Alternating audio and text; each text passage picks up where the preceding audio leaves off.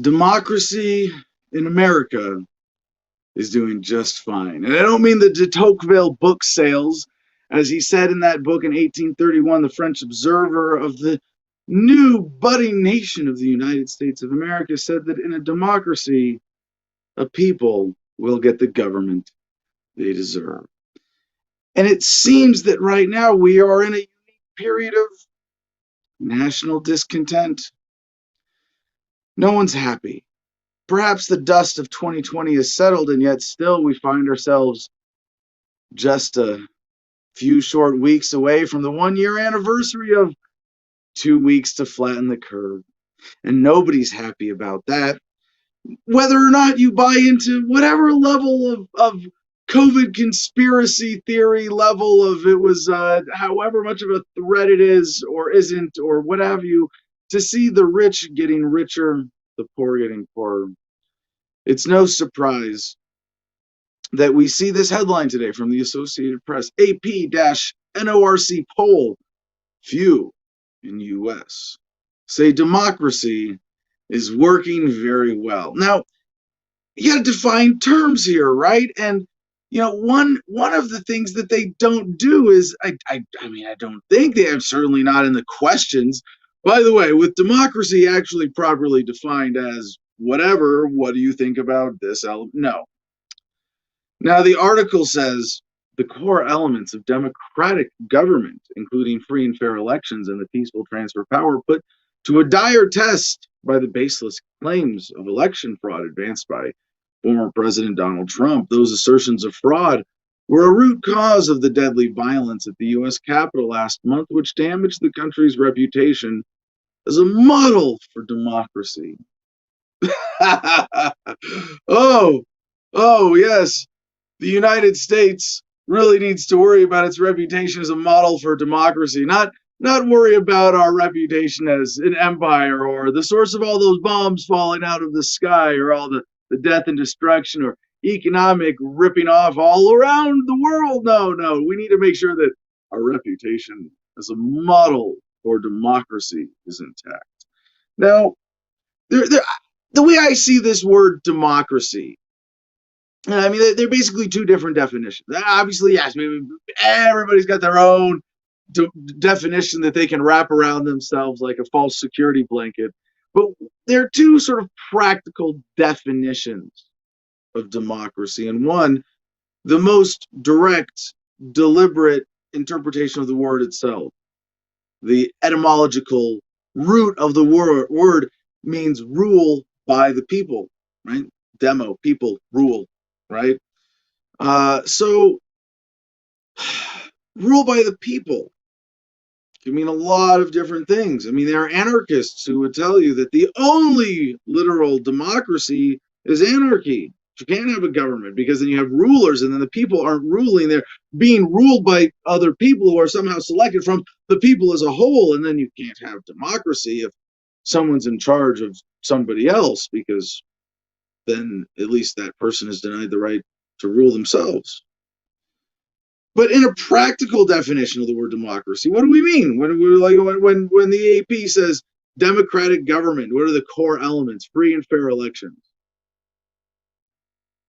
That means there's a legitimate way for the majority to impose its will on the minority. Yes, democracy in that sense, majority will is bad for minorities. Shocking, right?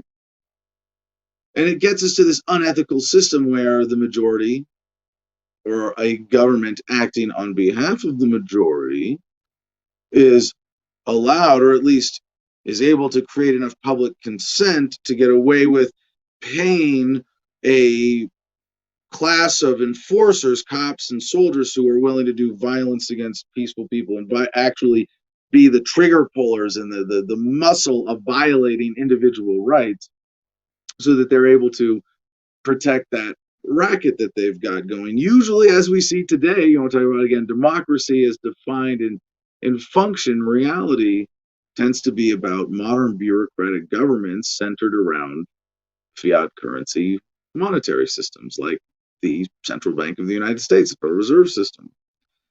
So you say, this is democracy. In practice, what does it mean? It means that the majority is going to outsource, forcing its will on the minority to a government that is essentially unaccountable.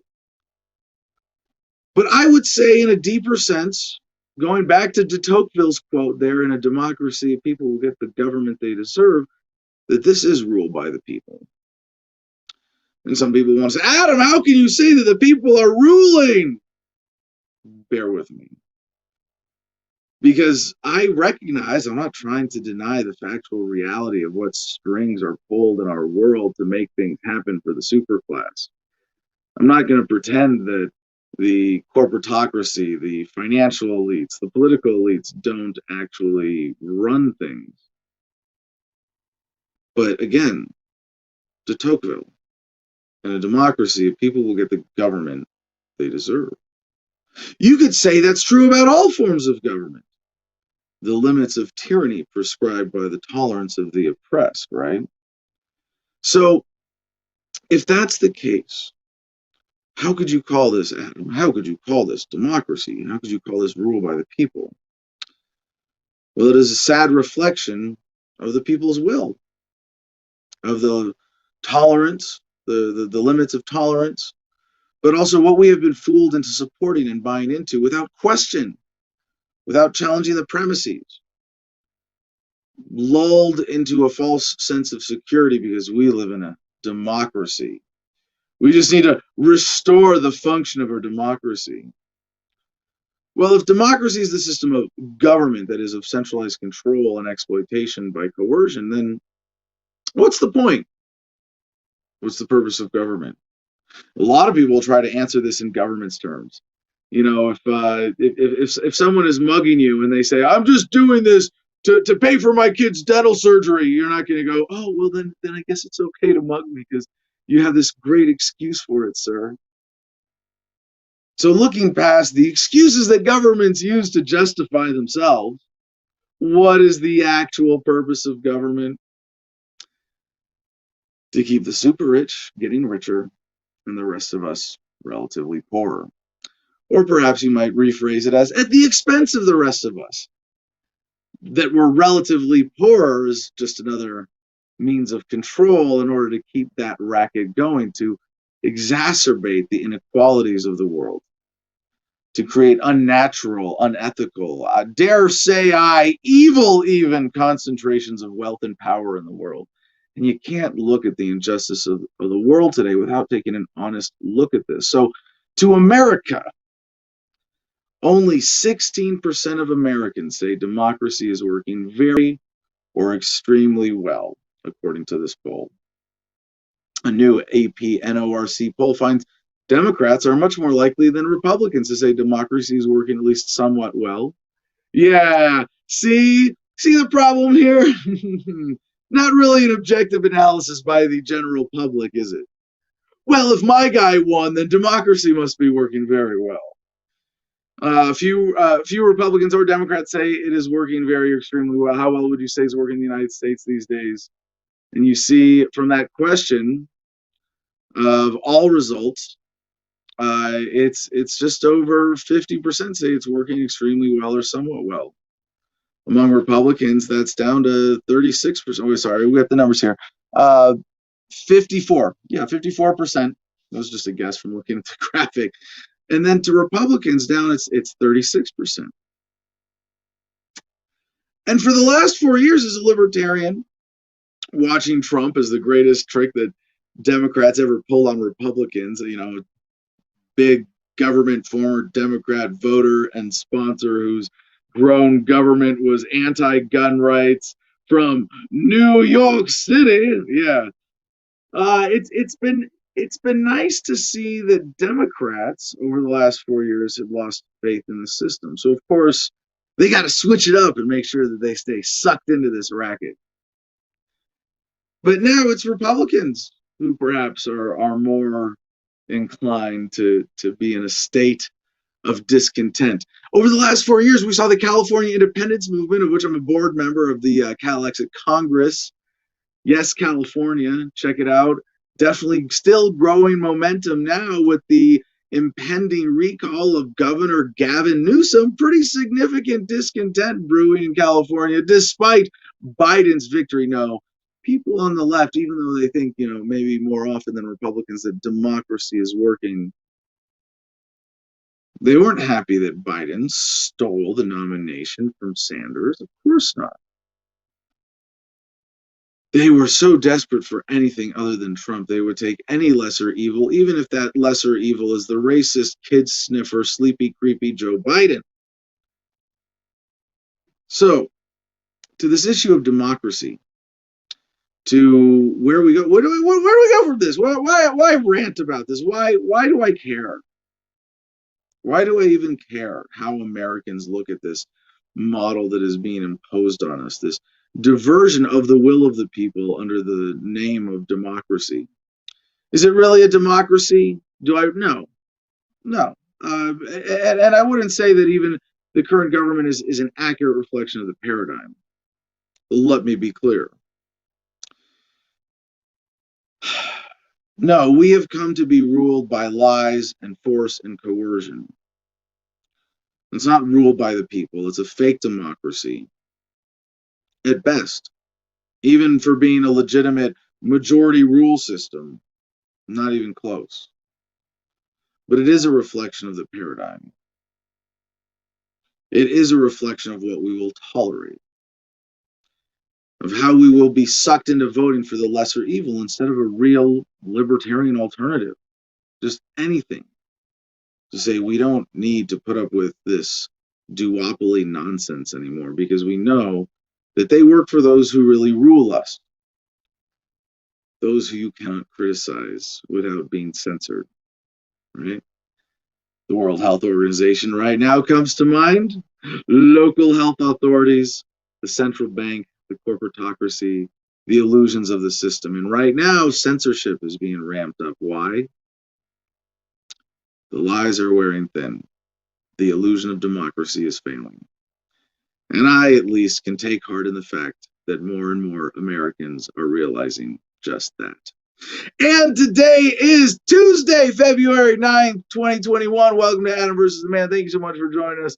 I'm sorry, my screen is frozen. I have no idea what CJ has been doing for the last 10 minutes, but I'm sure it was wonderful because he's an amazing producer. By the way, we have another South Dakota story today.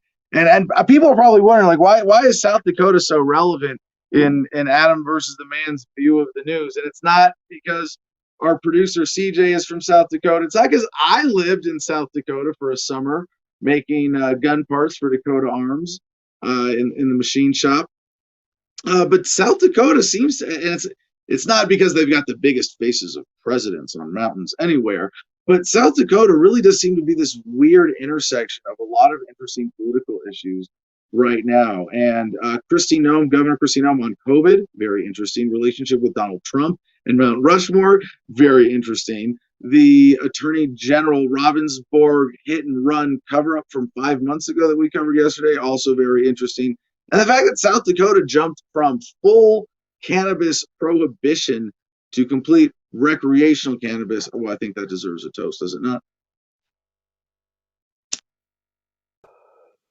A toast that I shall join you in.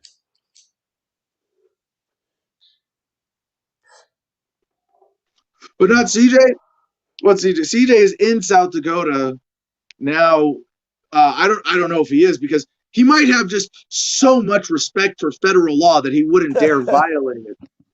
But he is at least relatively safe from state and local enforcement when it comes to consumption of cannabis in South Dakota, thanks to the voters there. But, and this is, I mean, I don't know, maybe CJ's going to jump in and weigh in on this, because this is not just, big South Dakota. This is a turning point in the drug war kind of story from the Washington Post.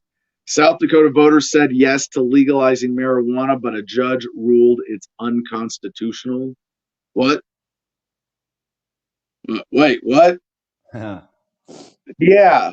54% of South Dakota voters in November voted for a constitutional amendment. And that's an amendment. It's like they say about the Second Amendment and the First Amendment. They're so important you can't change them, because an amendment is something that, no, but they voted for, I mean, that's pretty serious level entrenching something in government, right? To say we're not just going to vote for a law that we can, but like that there's going to, it means there's some entrenching of that. I mean, really, really firm words on paper to protect your rights if they say it's a constitutional amendment. But it was a South Dakota circuit judge appointed by Noem rejected that change, saying they would have far-reaching effects on the basic nature of the state's government to the point of being unconstitutional. What? What? Really? Now this has got to be like in effect already. It's February 9th. I don't know where. I don't know if CJ, you got to come on and at least explain this a little. Hey, CJ, I was trying to get buy your him ass up here. I was trying to buy him as much time as I What the hell can. is going on in South Dakota? He was cleaning up after his dog. I was trying to buy him as much time as I can, but you kept begging for him to come on. I'm like, damn it.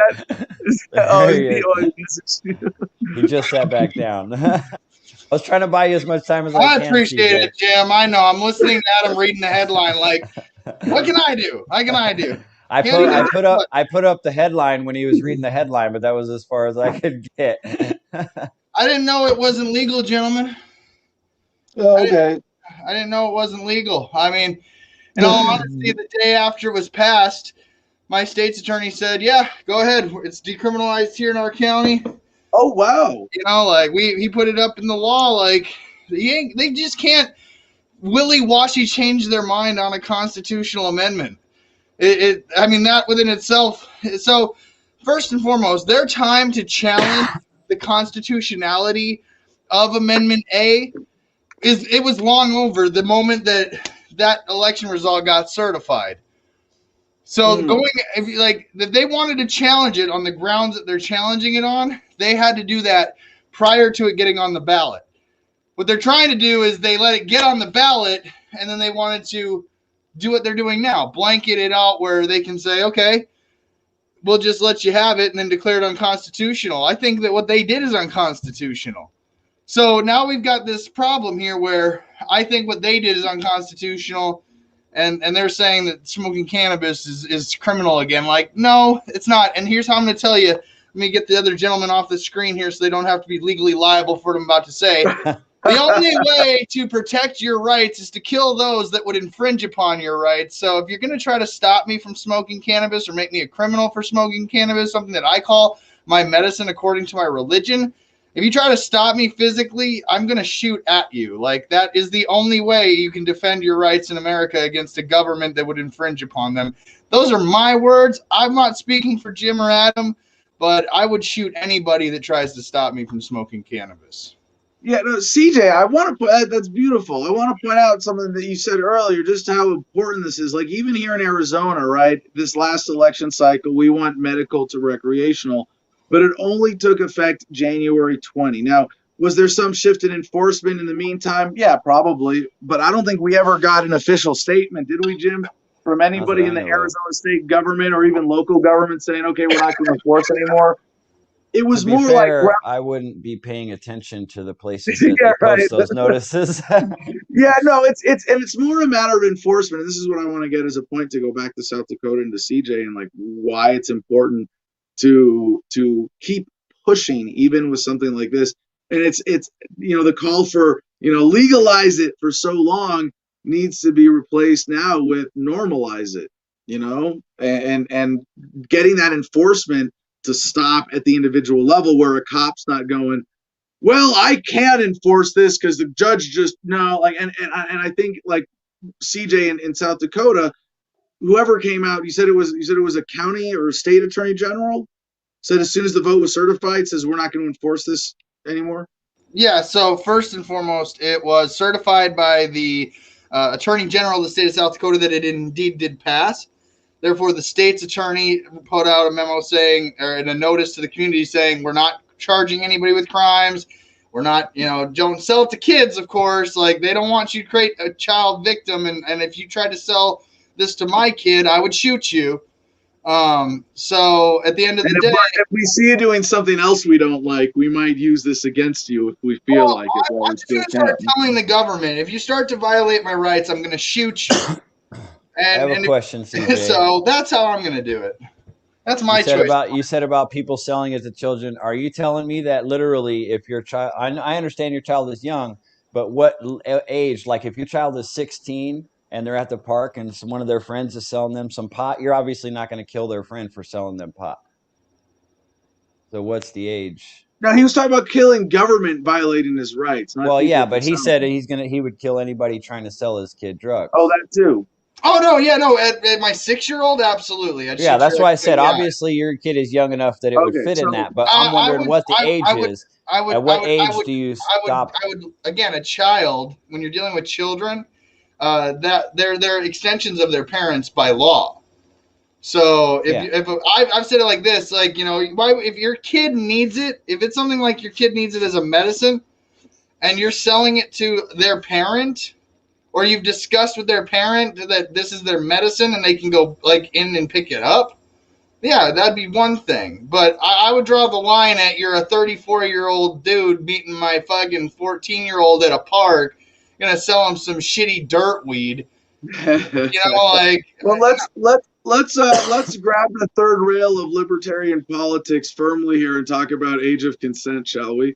So this offers us a different window of looking at age of consent, and I tend to reject any arbitrary judgments of individuals. Like at age 18, you become a what? No, fuck that. How many rotations around the sun and the moon and the sun have to be mature? Yeah, no, I agree. There has to be some more objective rather than arbitrary analysis that says, is this person a minor or an adult? And I think even that distinction might be unhelpful. Hold on, let me get to this example here, right? Because we say, are they at the age of consent? And it depends on what you're talking about.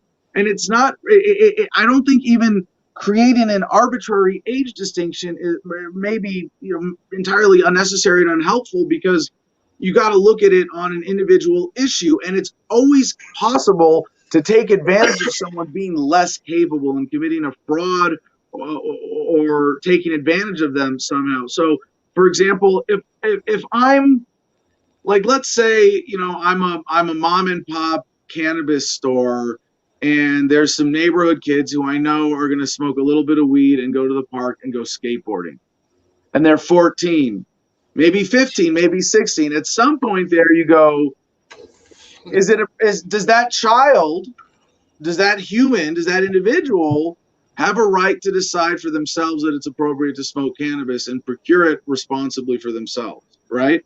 At some point they get that, and I think Jim is suggesting that at 16, certainly you would respect a 16-year-old as an adult in the sense to be able to smoke pot or drink alcohol, and that's not a big deal like in Germany, right? But that doesn't mean that it's okay for a 30-year-old to try to have sex with a 16-year-old, right? That there is a high likelihood of an element of fraud or taking advantage of in a situation like that. And that kind of transcends age, but age and sex and drugs can have some interesting intersections. Okay, have I triggered you enough there?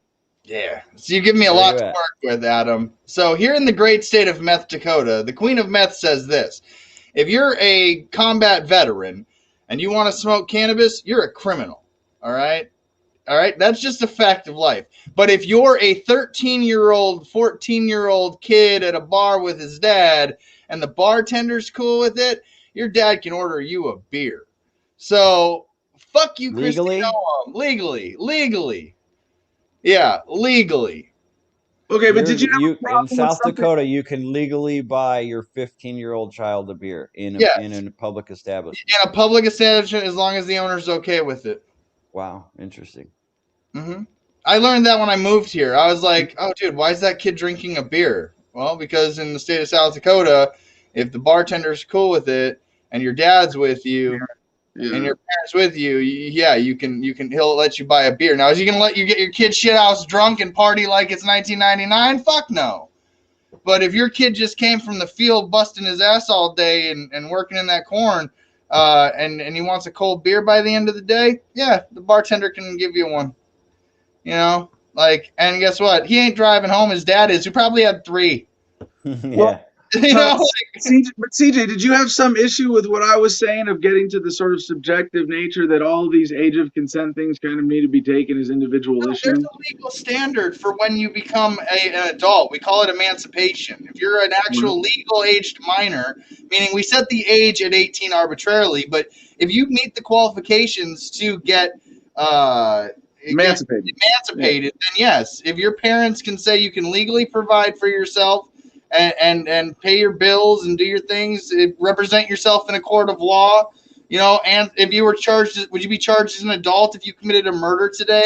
So you're saying you're kind of okay with the current system of being 18 arbitrary, but earlier if you can fill out the paperwork. No, if the government can prove that you could stand trial as an adult, I mean, they let 17-year-olds sign up to go to the Marine Corps with their parents' consent. So even the military itself goes, yeah, all right. So even the military, it says, yeah, we'll take a minor if we can. If it's a war, like if we got to. There's been many stories of minors infiltrating military. You're muted, Jim, or unless you're just mouthing what you're saying. Oh, no, I'm talking. Can you hear me now? Yep, I got you.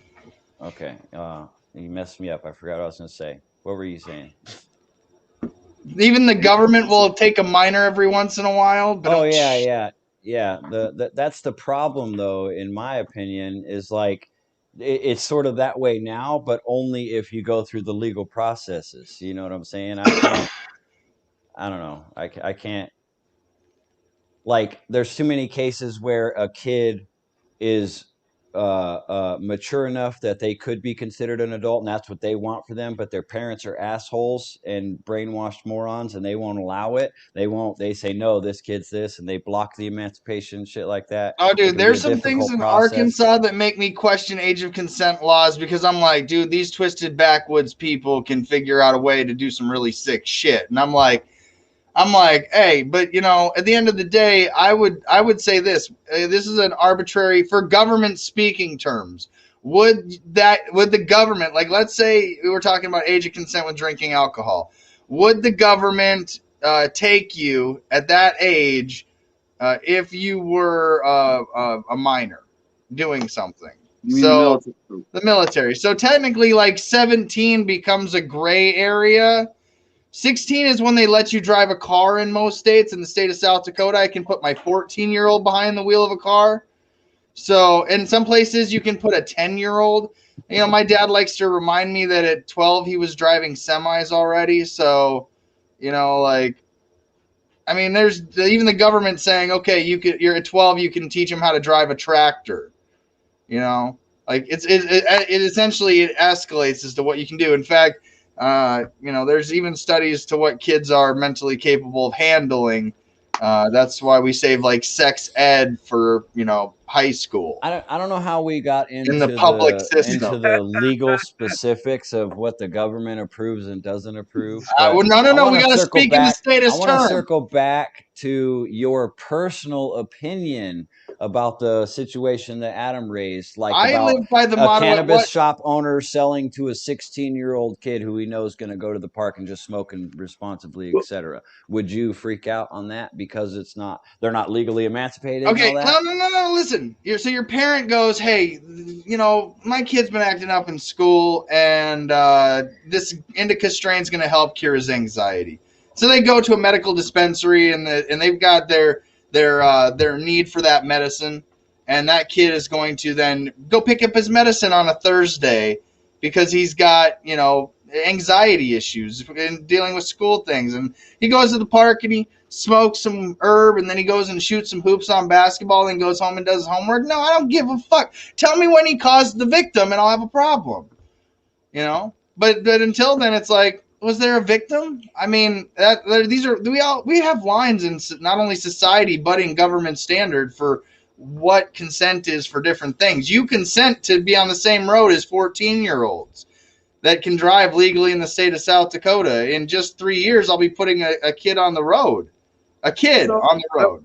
I want to point out, and I don't want to stop this because this is fun, but that there's a bigger point of tension here around age of consent that gets to indicates an even bigger point of tension of when does something become a crime with a victim that someone can intervene in, right? And so with parents in age of consent, the tension is, when do you tolerate parents limiting the rights of their children versus when do you respect the rights of the child, right? So we generally would respect a parent forcibly keeping alcohol away from their child because it has health consequences. But we wouldn't support a parent keeping a 20-year-old locked in their basement. And you see, somewhere in the middle is where the social consent of those 2 points of tension is resolved. Wow, we got a $50 super chat from Bogus Hype.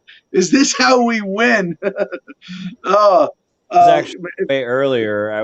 I've been waiting to get to the comments because we've been doing this little debate thing here. There's been like hundreds of comments. That's your job. No. How you gonna expect Jim to have a proper age of consent conversation when the chats are just doing like what the chat does every morning?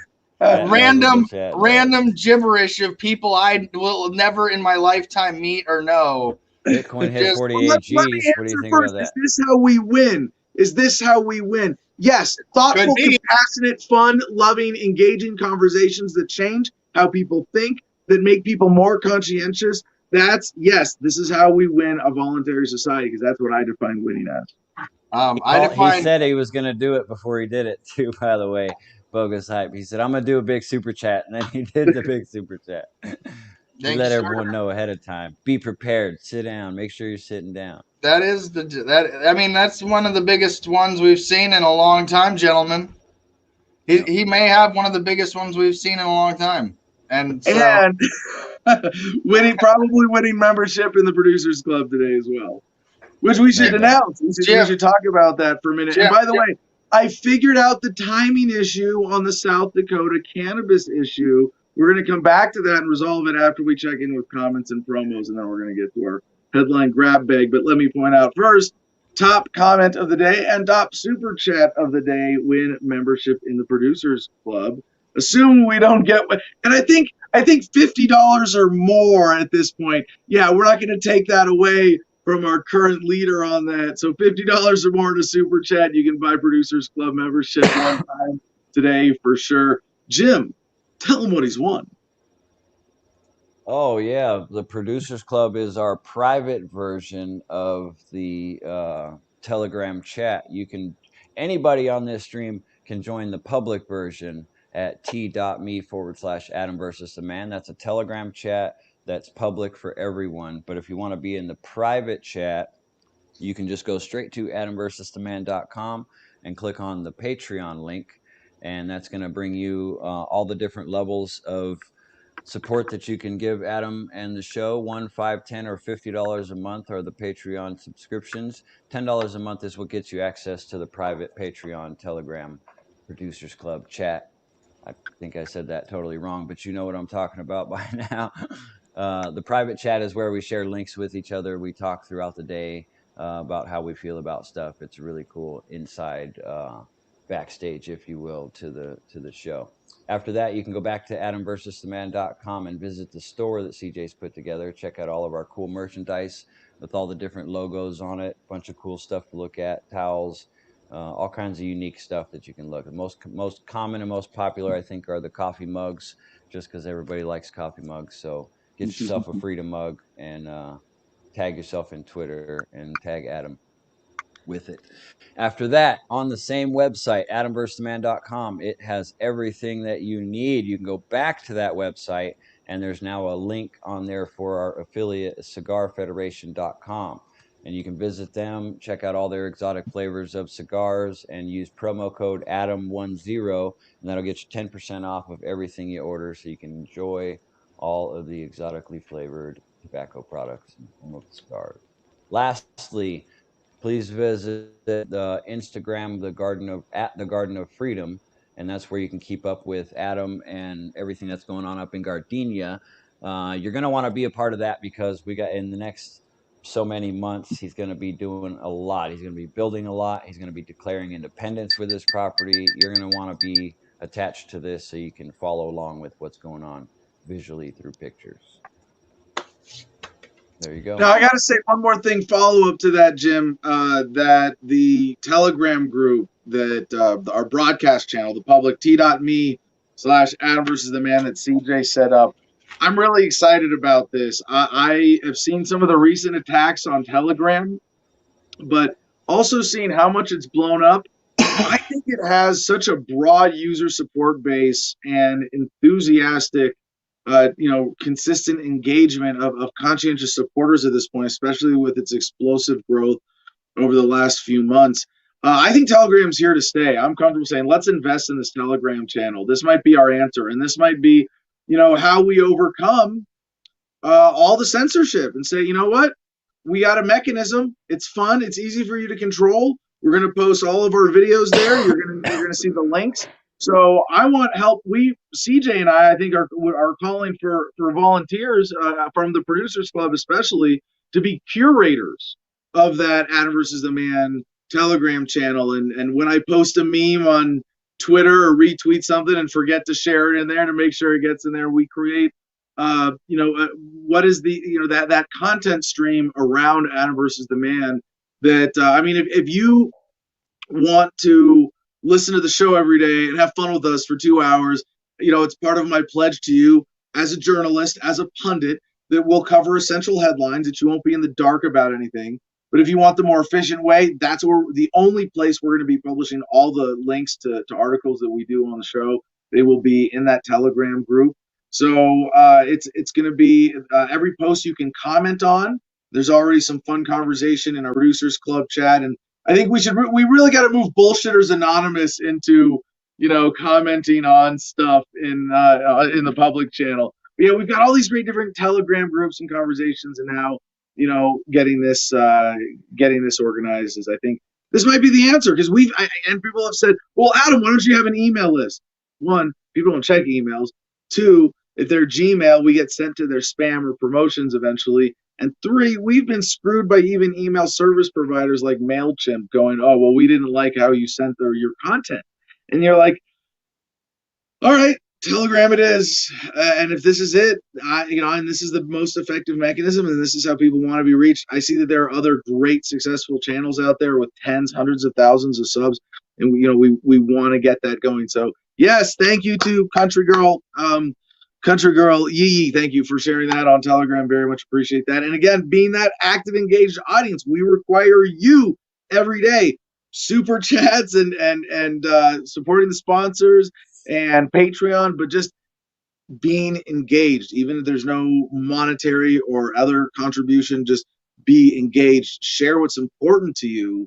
I implore you, as a fellow citizen of Earth, help improve the conversation by being conscientiously engaged. So back to if there are no other promos or producer notes, back to the Washington Post story on South Dakota and cannabis. South Dakota voters said yes to legalizing marijuana, but a judge ruled it's unconstitutional.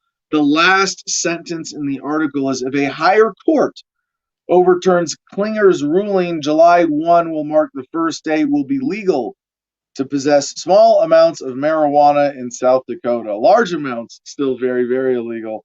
But July 1, and maybe it's because of your constitutional amendment process there, CJ. There's that Constitution getting in the way of things again, right? But maybe it's that's why it takes effect in July as opposed to January, like most initiatives. Right. So no, I'm of the mindset that I'm not asking permission from this government personally. I have zero intentions of saying, Christy, can I smoke cannabis, please? I've been to 2 of your goddamn treason wars, and I'm gonna go smoke some cannabis in the state of South Dakota, and I don't give a fuck what you think. And that's just the end of discussion. I don't care what the Supreme Court of South Dakota does. I don't care what the legislature does. I don't care what the executive branch does. They're all fucking criminals, in my opinion. So I'm not asking permission. I'm telling you, if you are the representative, freedom-loving democracy, the republic, whatever the fuck you want to claim, constitutionally speaking, if I'm free, I can fucking smoke my weed. And if I'm not, then you're a fucking slave owner and you're not telling us what we actually are. in which case, I'll just call you out on it. And until then, I don't care if you're a Republican or a Democrat. If you want to try to make me a criminal for smoking my medicine and something my religion says is my medicine, come try to stop me. I will fucking shoot you. End of discussion.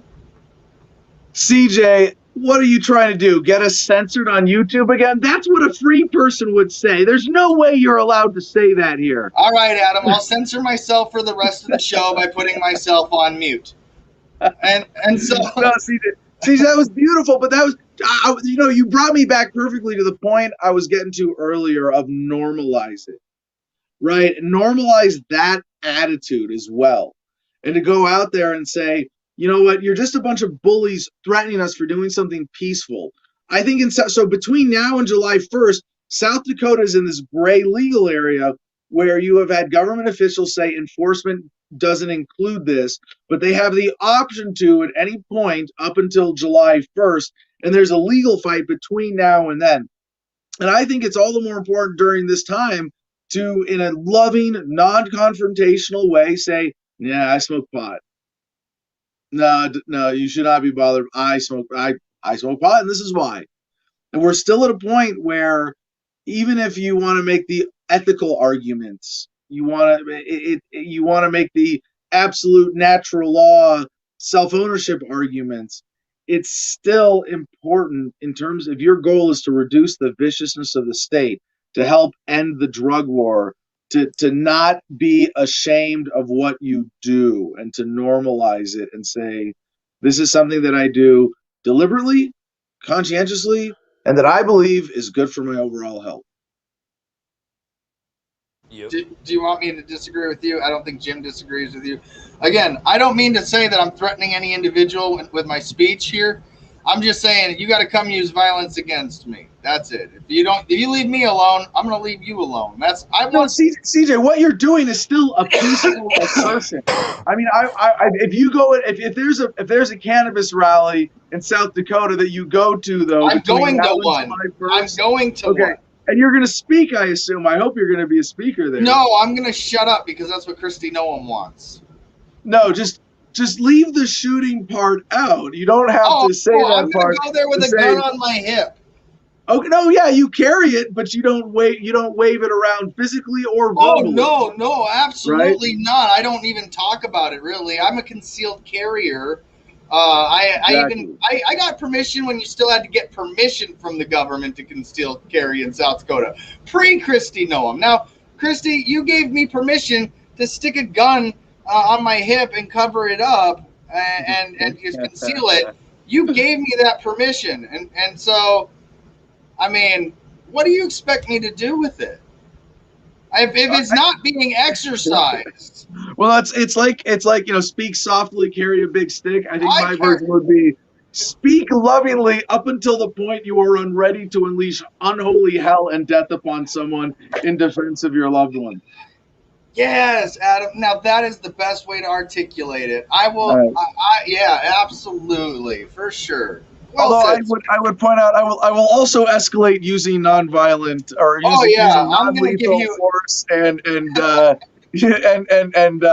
what containment procedures as possible. Sorry, what was that comment? Get that comment back up, Jim.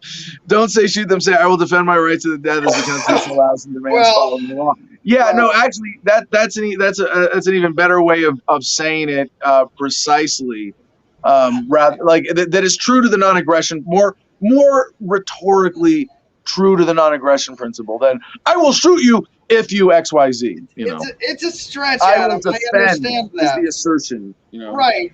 But I'm just telling the people in South Dakota in their language how they understand it, so that way there's a clear understanding. Because if we don't have an understanding in language, then we don't have an understanding at all. So I will just say, like, I'm gonna defend my life, liberty, and my pursuit of happiness to the death, of course. So, and part of that is yes, cannabis when I need medicine, like for No, sorry, I didn't mean to cut you off. Finish the thought. No, like when, for example, like I want to, have a session where I can relieve my stress from the day. We smoke weed on this show. there's no doubt, like cannabis, we are a much a proponent of it, and being veterans, we're showing you we do a Monday through Friday functional, at least semi-functional show. You know, It's a every lot more freaking functional than what I'm drinking. well, yeah, but it's good when you have a good drink every once in a while. But I mean, you know, indulge, right? Like, you know, and All have a good things in day. moderation, especially moderation. But in moderation, and yeah, you know, like, but we have days where we've had really heavy shows where I'm like, fuck, man, like I could use a goddamn bowl. I need one. My like stress is like up here, and then I'm like, oh, I get a bowl, and I'm like, oh, it ain't so bad. It ain't so bad. Like, it's actually not as bad as I thought it was. That was a lot of just stress and anxiety for nothing. And then, so the opposite then being true is Christy Nome would have to be like, no, that feeling CJ gets where the stress and anxiety goes away, we got to take that from him. Yeah, right. And you're like, fuck you, bitch. And I'm sorry that I got to be so brutal with it. But at the end of the day, I go, literally making me angry. you're literally making me angry. Like, that is like, why? I'm trying to be like, you know what, Christy? I've even said nice things about Trump, but I struggle like fuck with you. You know, like, I know you're a real person, but at the end of the day, I just question your every fucking move because you say you like freedom, but your actions prove that that's not fucking true. And so it's like, don't pretend to me that we're gonna have this state of freedom where you can tell me that you love the country and the founding. She literally worships a mountain that was stolen from indigenous people that put slave owners on it and killed many people and created this plantation we live on. And she worships that. And those people killed the people in prior government to establish that. And then they wonder why we're like, I'm proud to be an American. You know, like, just to me, it's absolutely the truth that we are on a plantation. And if they, I think some people do figure it out. But I'll tell you what, I don't like telling people we're slaves. I think that's not like right because it like just punches them right in the face. Like, you're not free, you idiot. If you just like take somebody, no matter what age they're at, and you just go, if they think they're free and they're in that moment where they're like, I'm free, it's like, bitch, you're a slave. And just give them that reality check. Yeah. I always follow that statement up with, you're a fucking slave. I mean, don't worry, I'm a slave too. Yeah, like We're all slaves slaves. here, like, I'm not saying right. you're something I'm not. I'm not trying to belittle you. I'm yes. trying to raise you up to realize it. Yes. Till you realize it. Fuck Well, yeah. hey, tomorrow our guest is Walter Block, and my wife recently hadn't heard of him, and I had to introduce him to her as one of my intellectual inspirations, a heavyweight in the movement, a student of Murray Rothbard, our intellectual godfather, and someone who has frustrated me to no end with his support of Donald Trump while maintaining his voluntarist credentials and intellectual grounding, and even came up with the formula for what I think was really missing in libertarianism around the issue of abortion, of an ethical analysis that acknowledges the self-ownership both of the mother and the child. And it's a weird word to apply, but his evictionism formula is if you don't know it, evictionism as a means of analyzing the abortion issue from an ethical libertarian perspective. It's a brilliant analysis. So I don't have any plans for what we're going to talk about with him tomorrow. And he's written a bunch of very successful books, scholarly published articles, et cetera, et cetera. I don't see on our calendar that maybe this is a follow up to him being censored at his university, Loyola University in New Orleans. If he's got some update for us. But definitely open to suggestions for topics because Walter is someone that we go a lot of directions with and a lot of things right now. Speaking of which, we got a couple of news blocks to get to politics. And what you were getting me thinking about here, CJ, is we have a gun rights block and predictably new Democrat president, guns are going to be in the headlines again. Our What's the $50. This was our $50 super chatter. So he has another follow-up question, if you'd like to answer that. will you do a virtual city hall for us here in Oregon about the mandatory vaccinations they're about to legislate? Absolutely, I would love to. Yes, I mean, send me an email, Adam at thefreedomline.com, or our booker, Marcus at thefreedomline.com, and we'll get it on the calendar. That sounds like a lot of fun. I mean, there's so many things about the mandatory vaccinations that you can argue about, and you shouldn't, because the argument is really simple. I have made this decision for myself. I have a right to my body, and I don't think it should be forced on anybody. Everybody should have the right to decide for themselves. And the idea of forcing them on people, if you fall into the trap of arguing, well, the vaccine is dangerous. Well, compared to what? You drove here, driving. You're going to lose that argument because you've already ceded the moral ground. So, I mean, for me, I'd be happy to get into all of that and explore the implications. And a town hall would be a really fun way. I just want to remind you that you don't need me to make this case. You don't need me to stand on this simple ethical principle that no, you can't force anybody to put something in their body that they don't want. You can deny them access to something you own. You can say you're not allowed in my home if you haven't had the vaccine. You can say you don't have the right to come in my business if you don't have the vaccine. But you can't say that you can't be in public, or you can't be in your home, or you can't do things that you have a basic right to do. So Bogus Hype writes, Oregon is going to remove parents' ability to refuse vaccination for their children. Yeah, and usually that's in order to go to a government school kind of thing. And if what this creates is, a further like a bifurcation of the economy into a conscientious and unconscientious half, where there's the white market and the black market, so to speak. But the white market, the red market, the violence dominated, approved legal market, versus the black market and the gray market, where people are able to act without that coercion. And of course, there are other threats and other challenges that goes along with it. It's never going to be that. Okay, now I'm like, I could talk about this for an hour for a town hall and take questions very easily. But you see, even then, I just want to encourage people to fight this on the simple ethical arguments. If you want to make the case separately to people who are weighing their decision with an open mind, hey, you should know this about the vaccination. And even then, the argument's pretty simple of, hey, even if you're really concerned about the virus, I would say please maintain hygienic isolation. I would rather you wear gloves and a mask and a face shield everywhere you're within 6 feet of other people, and just know that your risk is actually low, because you're going to want to do that anyway. The vaccines, they're saying now you're going to get sick anyway. Yeah. But at core of all of the resistance to COVID, we have to stand firm on the ethical principles of fundamental human rights, and that is nothing without respect for basic bodily autonomy. And the threat of that right now with the vaccines is uniquely scary, and certainly deserving of attention. So I would really appreciate the opportunity to address that.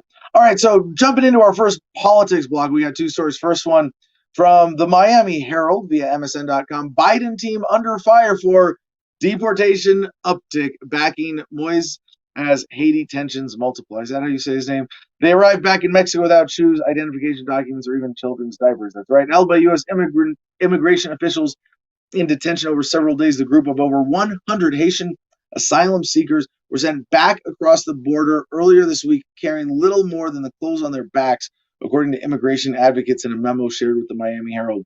The group immediately stood out as they arrived from El Paso and Juarez, one of Mexico's most dangerous border cities, under a public health measure known as Title 42 that the Trump administration invoked during the coronavirus pandemic, said Tanya Guerrero, an immigration attorney in the area.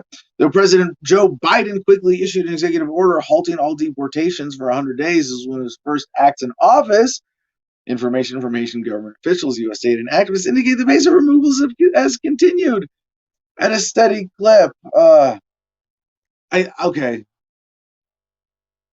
Do I need to rub it in for Democrats and say I told you so? That Biden is nothing special?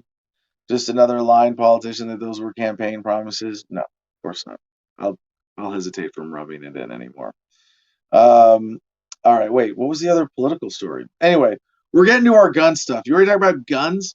National-justice.com. Senator Marco Rubio introduces bill to suspend gun rights of anyone who has been investigated for domestic terrorism.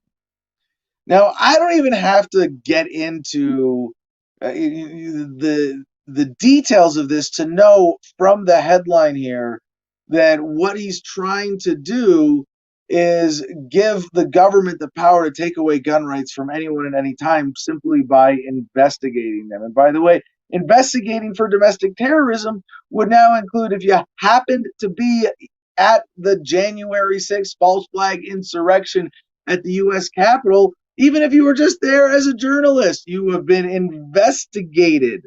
This is a guilty until proven innocent precedent that is incredibly un-American.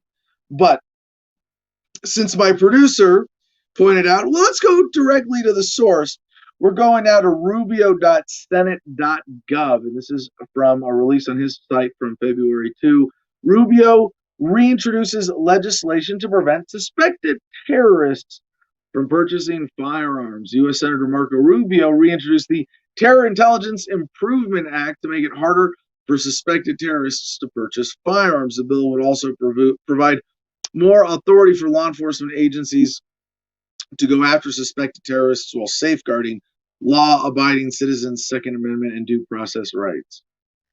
Yeah, so this is the propaganda straight from the horse's mouth. As Rubio said, quote, after the terrorist attack at Pulse nightclub, I made a promise to improve our laws to make it more difficult for evil people to get a hold of guns.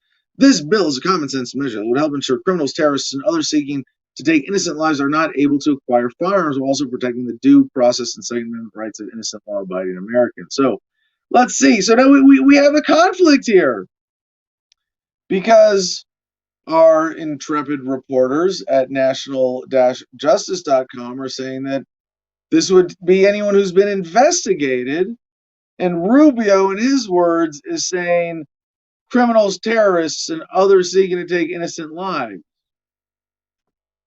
Now, if he is using those words to describe anybody who's been investigated,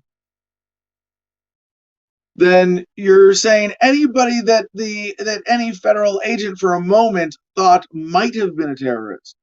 That would include innocent law-abiding Americans, and Rubio would be taking their rights away. So let's see. There is point 3 here.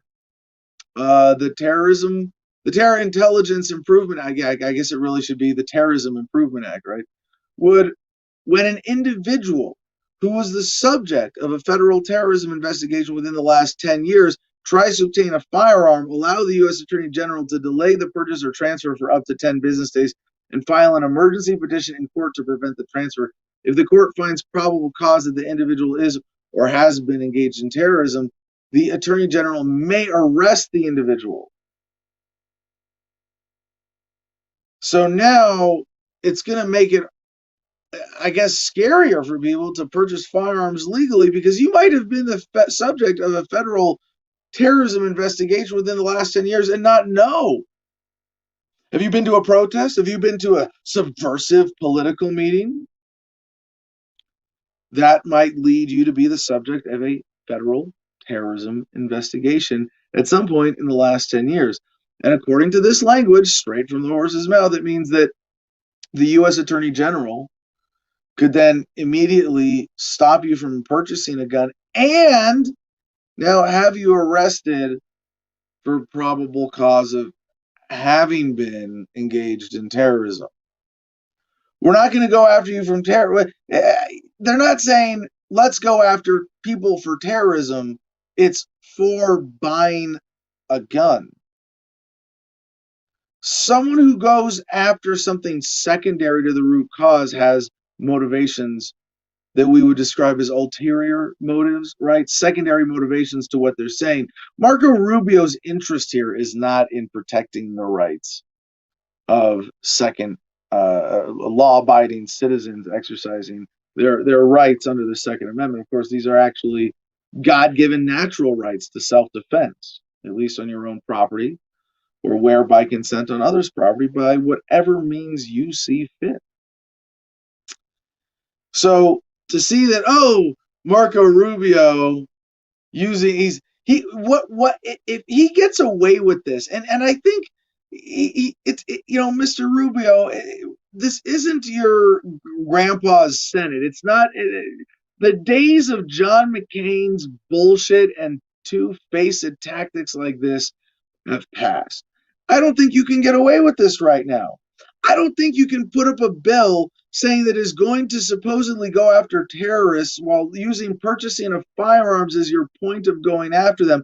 How many terrorists, anyway, Mr. Rubio, are going to gun stores and getting their information into the database of FFLs, federal firearms licensees, and giving you the chance to stop them from buying a gun? Really? Are you really? No. Who is going to buy a gun this way? No terrorists. No. This is only going to be targeting law-abiding citizens. And what Mr. Rubio here is trying to get away with is saying that he is protecting gun rights and going after terrorists when really he is doing neither of those things. He is improving federal power, increasing the size and scope and authority of government at the expense of your freedom, because he is just another Republican, just another statist. Crypto God writes, when does the FBI put itself on their terror watch list? Yeah, no, don't. Being government means never having to say you're sorry. Now, again, why is this relevant? And aside from, yes, hey, they're coming after your guns, and them is the feds, including the Republicans. Shocking, right?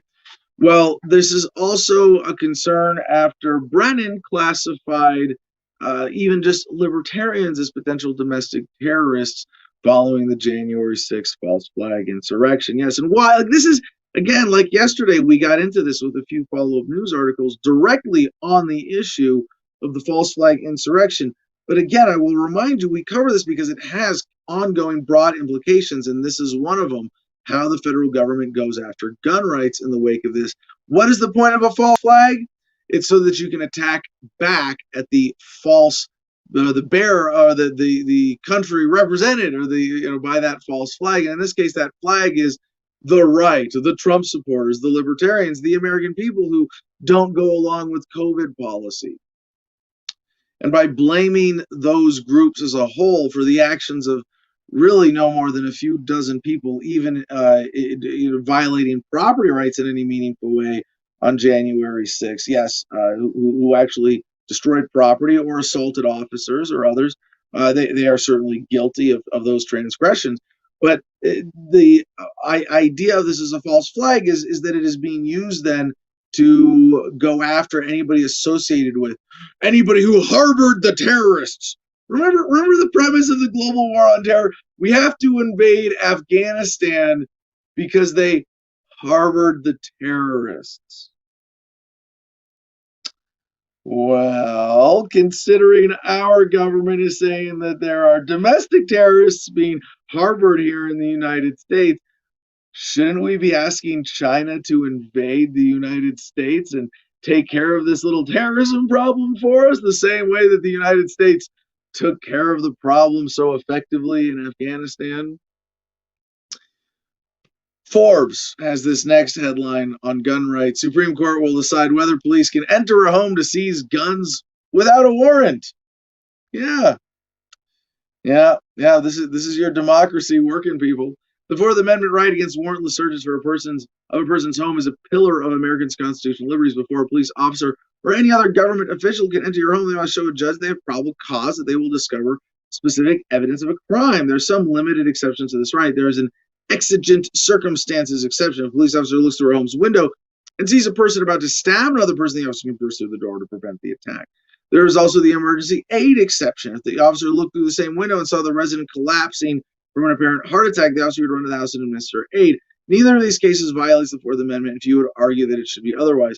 And by the way, this is generally true to the analysis of the of the non-aggression principle. We say that property is sacred, right? But it's not that you can never destroy someone else's property. It's that you are responsible for that. So if you saw someone, if you look over through your neighbor's window and you see them getting choked by a robber, and you break in the window and you bust down the door and you break into the home and you stop the assailant, you are creating value for them. You are creating a lot more value for them by stopping this assault than you have destroyed by breaking into the home, right?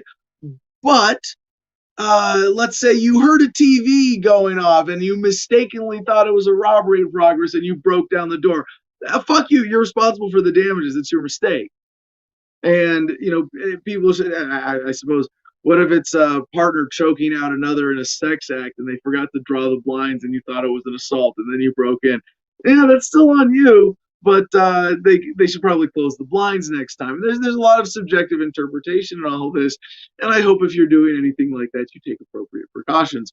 So, similarly, Stefan Molyneux, when he used to be a leading libertarian voice, would use if you're dangling off a building, right? If you're hanging by a rope off the side of a building, and you need to break an apartment's window in order to get in and survive, as long as you say, yeah, I'll pay for the window and deal with the damages and whatever else I might break, because my life is worth more than that to me, and you're allowed under the non-aggression principle to make that call.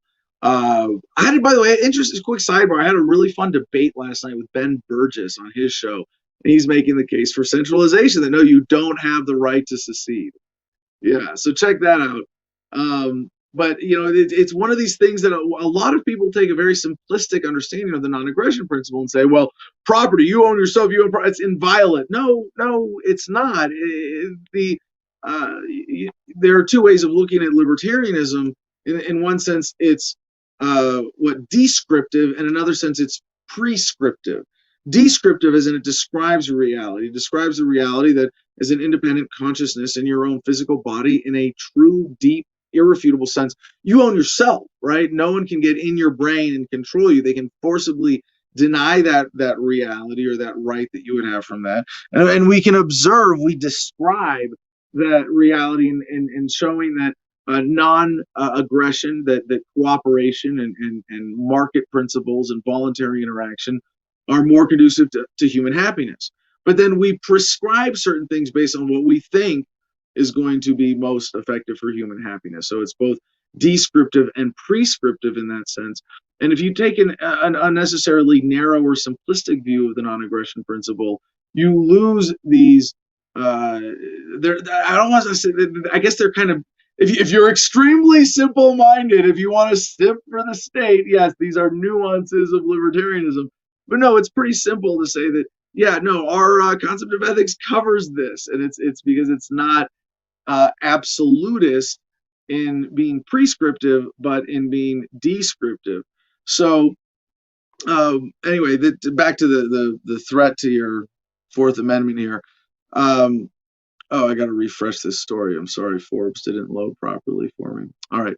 So, however, there's a broader cousin to these exceptions called the community caretaking exception. It derives from a case in which the police took a gun out of the trunk of an impounded vehicle without first obtaining a warrant. The Supreme Court held that there is a community caretaking exception to the Fourth Amendment's warrant requirement because police perform community caretaking functions totally divorced from the detection, investigation, or acquisition of evidence relating to the violation of a criminal statute.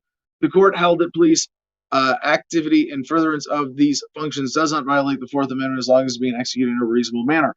Now, I would say that too, that if there's a liability, right? If there's an irrefutable liability, and you take responsibility for your actions, right? Like if I see a loaded gun on the sidewalk because it fell out of somebody's pocket, fuck yes, I'm going to pick it up and secure that firearm, and not say, well, technically in that sense, it's abandoned property also. But even if I see it on someone's lawn, I'm going to walk across your lawn to pick up an unsecured firearm and not let it just sit there open in the public. probably knock on your door and see what the hell is going on.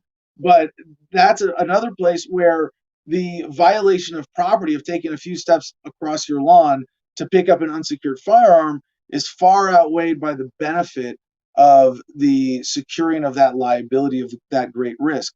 Now, in all of these exceptions, we see that the non-aggression principle provides a very clear understanding of what's ethical and what isn't, and what it means to take responsibility. The problem is, police, responsibility, don't hear those words in the same sentence very often, right? And they say, is it executed in a reasonable manner? I don't trust unaccountable government agents to determine for themselves what is reasonable. But that gets to the gun issue, right? So note that unlike the first two exceptions, this one is not limited to immediate emergencies. In the Supreme Court case that just described, there was only a general concern that vandals might eventually break into the impounded car and steal any weapons that were in the trunk. So the community care exception is far broader than the other two. Also, all three exceptions allow warrantless searches so long as the police officer acted reasonably. That is one of the easiest constitutional standards to meet, as a significantly lower standard than probable cause, which is required for a warrant. As long as the officer might reasonably think that a warrantless search will alleviate a danger to the community, the search is considered constitutional. So then there's the story goes on to, and by the way, if you really, this is to me, this is what I want to geek out on, all this like legal, philosophical, like parsing. I'm tempted to jump down all these rabbit holes and say, what is the limit of the community caretaking doctrine? I took constitutional law in college and in grad school, and I loved it, and not because it was the Constitution, was the authority, but because it was this precise parsing of these ethical principles.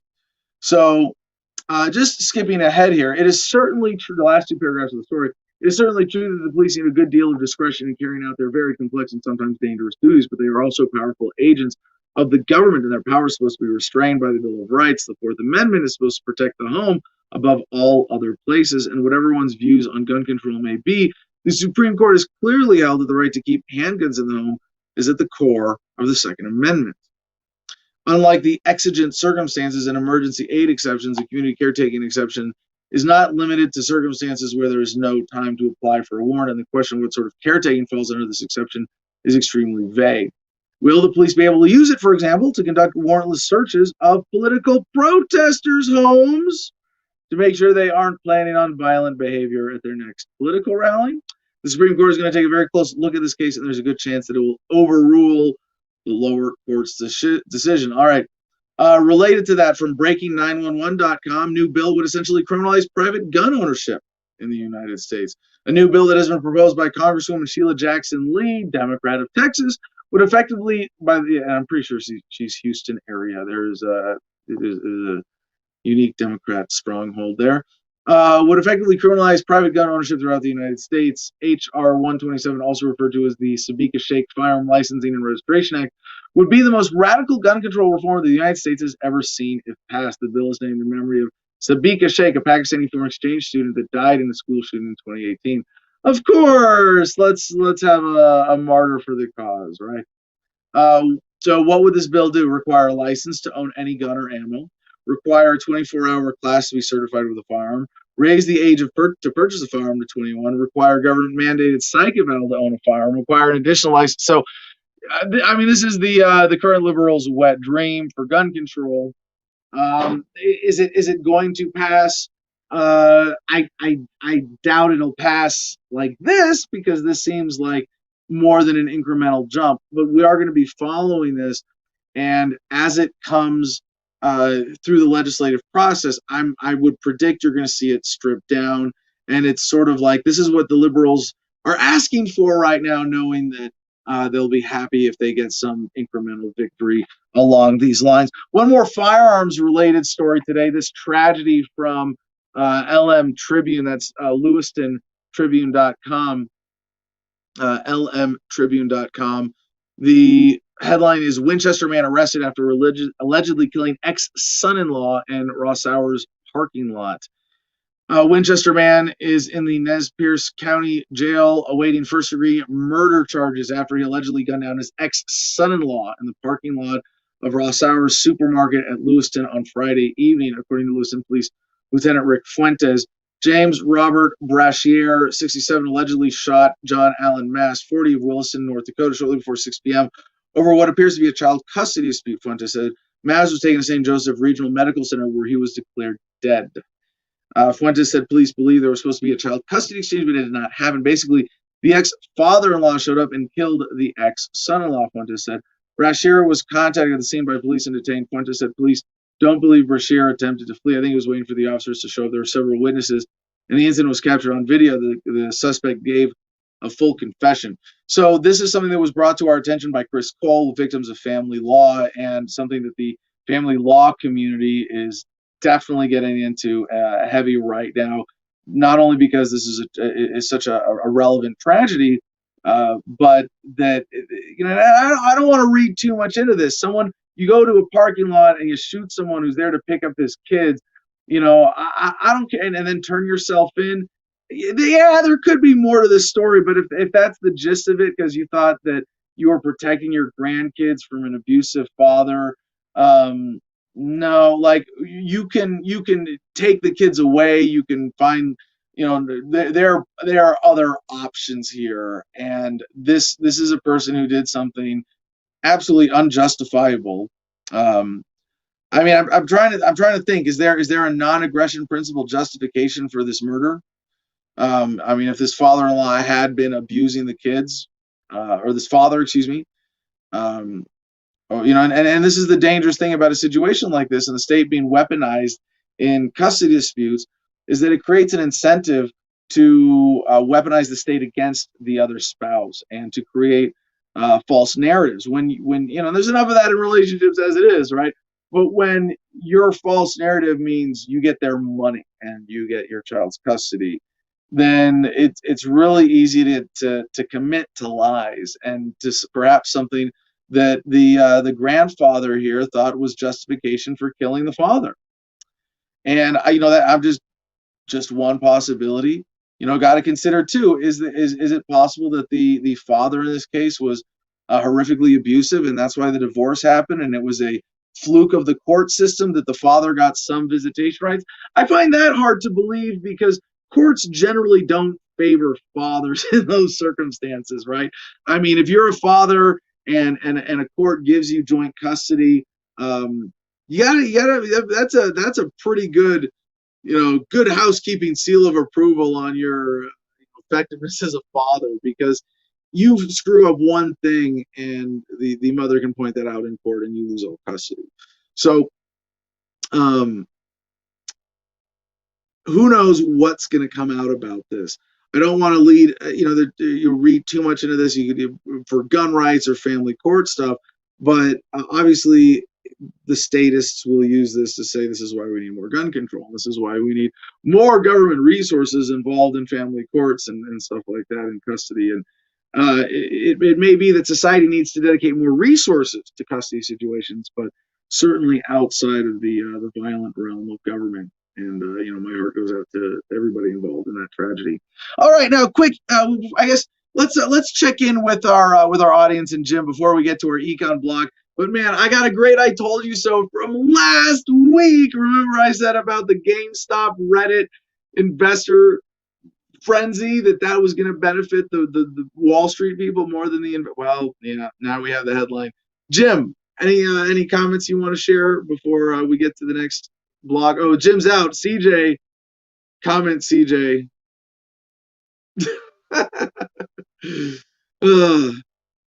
Jim's got you're muted. Jim's got a regular type job that sometimes interferes with his activism.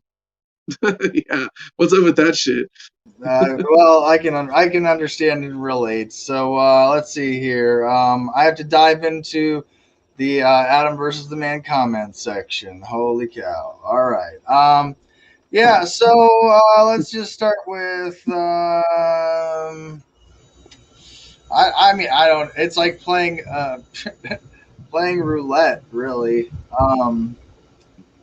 Let's see. Well, when you play roulette, the house always wins, and in this case, we're the house. Yeah, I saw Canada is trying to force flyers to quarantine at hotels at own expense. Yeah, we covered that in our COVID block yesterday. It was the Ontario man being kept against his will. It was a 3-day quarantine Fortunately, not like 2 weeks like they were doing in Australia or even in Texas for a while.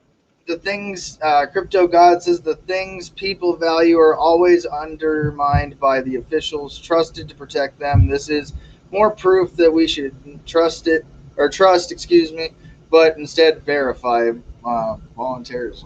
My bad, I'm mistaken. I'm not the comment guy. And let's see here. Also, when does the FBI put itself on the terrorist watch list? Oh, well, that's the nice thing about being on the terror watch list ourselves, is that eventually the CIA is going to start sending libertarians guns and money. Bogus Hype here, top super chatter today, says, how is Rubio able to walk around unhindered? Excuse me. God, man, maybe it's the cannabises. I don't know. All right. Well, hey, let me try to address this, and for Bogus's benefit here, if nobody else. How is Rubio able to walk around unhindered? That's what, like, I think one of the things that makes me unique as a libertarian intellectual is that I look for unusual questions, and I try to answer them and make sure that my worldview can answer them, or you know, that I have an answer that squares to it, that I don't just throw my hands up and go, I don't know, that's subjective, I couldn't figure it out. But when you ask this question, like, how is, because if you look at Marco Rubio honestly, and I don't mean to single him out, but as another major Washington, you know, political player, tyrant, profiteer of this unethical system, how is he able to walk around and like not have more public angst, right? Right? How is he not? Are people not just like throwing tomatoes at him when he goes to the grocery store, shit like that? and they're Whoa! I know I'm muted, but I'm waiting. You told me to say stop. Wait, Adam. We don't want you to be the Maxine Waters of the Libertarian Party, where if you see Marco Rubio in town, you throw your tomatoes. No. Like, no. I'm getting to a bigger point, CJ. Don't worry. I'm getting to a bigger point here. No, so, but why you have to ask why? Like, but really a more serious question there is, how does he keep getting reelected, right? So I would rephrase this question as, how do assholes like this, who we know are sellouts, who we know serve the banking class and the corporate class and the military industrial complex, and they sell out the people and they sell out our rights, how is it that a significant portion, enough to create a system of consent, how is it that a significant portion of the American electorate keeps voting for these people? And you have to acknowledge that they do have, if not the majority on their side, they have the consent and support of the majority to perpetuate this system. And that's what we have to change. And you know, if I may get personal for a second on this, you asked earlier, how is this how we win? Or somebody in the comments did, right? Is this how we win? And in a sense, you know, absolutely, this is identifying the actual source of power, the foundation of the evil that we are standing up to, the injustice. And it is that there is a significant portion of the population, and it really is the majority, that supports and consents to this system and to the evil of it. And so when you recognize that Marco Rubio has that behind him, you know, you can answer that question in a way that is not just throwing your hands up or going, like, don't accept those contradictions in your worldview, in your mind, you know, resolve them.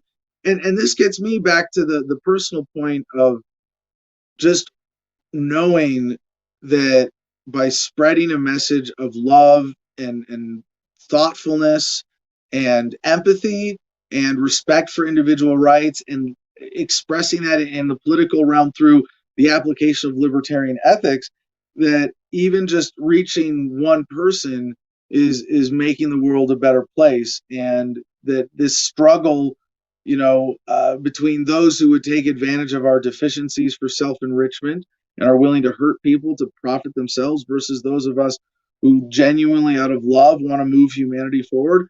But right now, this is the battleground. It's over the state. And understanding it and being honest about where we are is very important, and that leads me to further reinforcement of the commitment to nonviolence, sometimes in your face civil disobedience, but also to focusing on actually addressing the problem, which is not the system but the consent to it.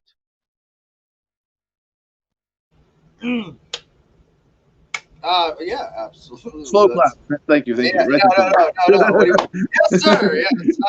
Mike says, how do you guys chat on Telegram? Well, let me show you how we chat on Telegram for just a quick moment. So you can, if you don't know, if you just downloaded Telegram, you can go to our public Telegram channel, and that'll, we'll see if you can comment. If you can't, again, let us know that you're trying to get in. We'll get with Jim or myself, and we'll get you in. If this is the one place I'm thinking I'm going to be interacting with the comments. Like, I want to, at least as we get it going, until it gets overwhelming, I want to read all the comments on all the posts on this channel. And I've been thinking about this because I've been engaging with Twitter naturally, and even more ramping up the last few years. Okay, so check this out, Adam, real quick. No, Mike, my point is, I want to use this instead of Twitter. I want to put my energy interacting with people into the comments on our Telegram channel rather than random Twitter shit. Back to Mike's question real quick, though. By the time I had already put this up, Mike's already joined the group. Yes. So, I mean, it's not hard, is it, Mike? I mean, honestly, to get on our public Telegram or, in our group there.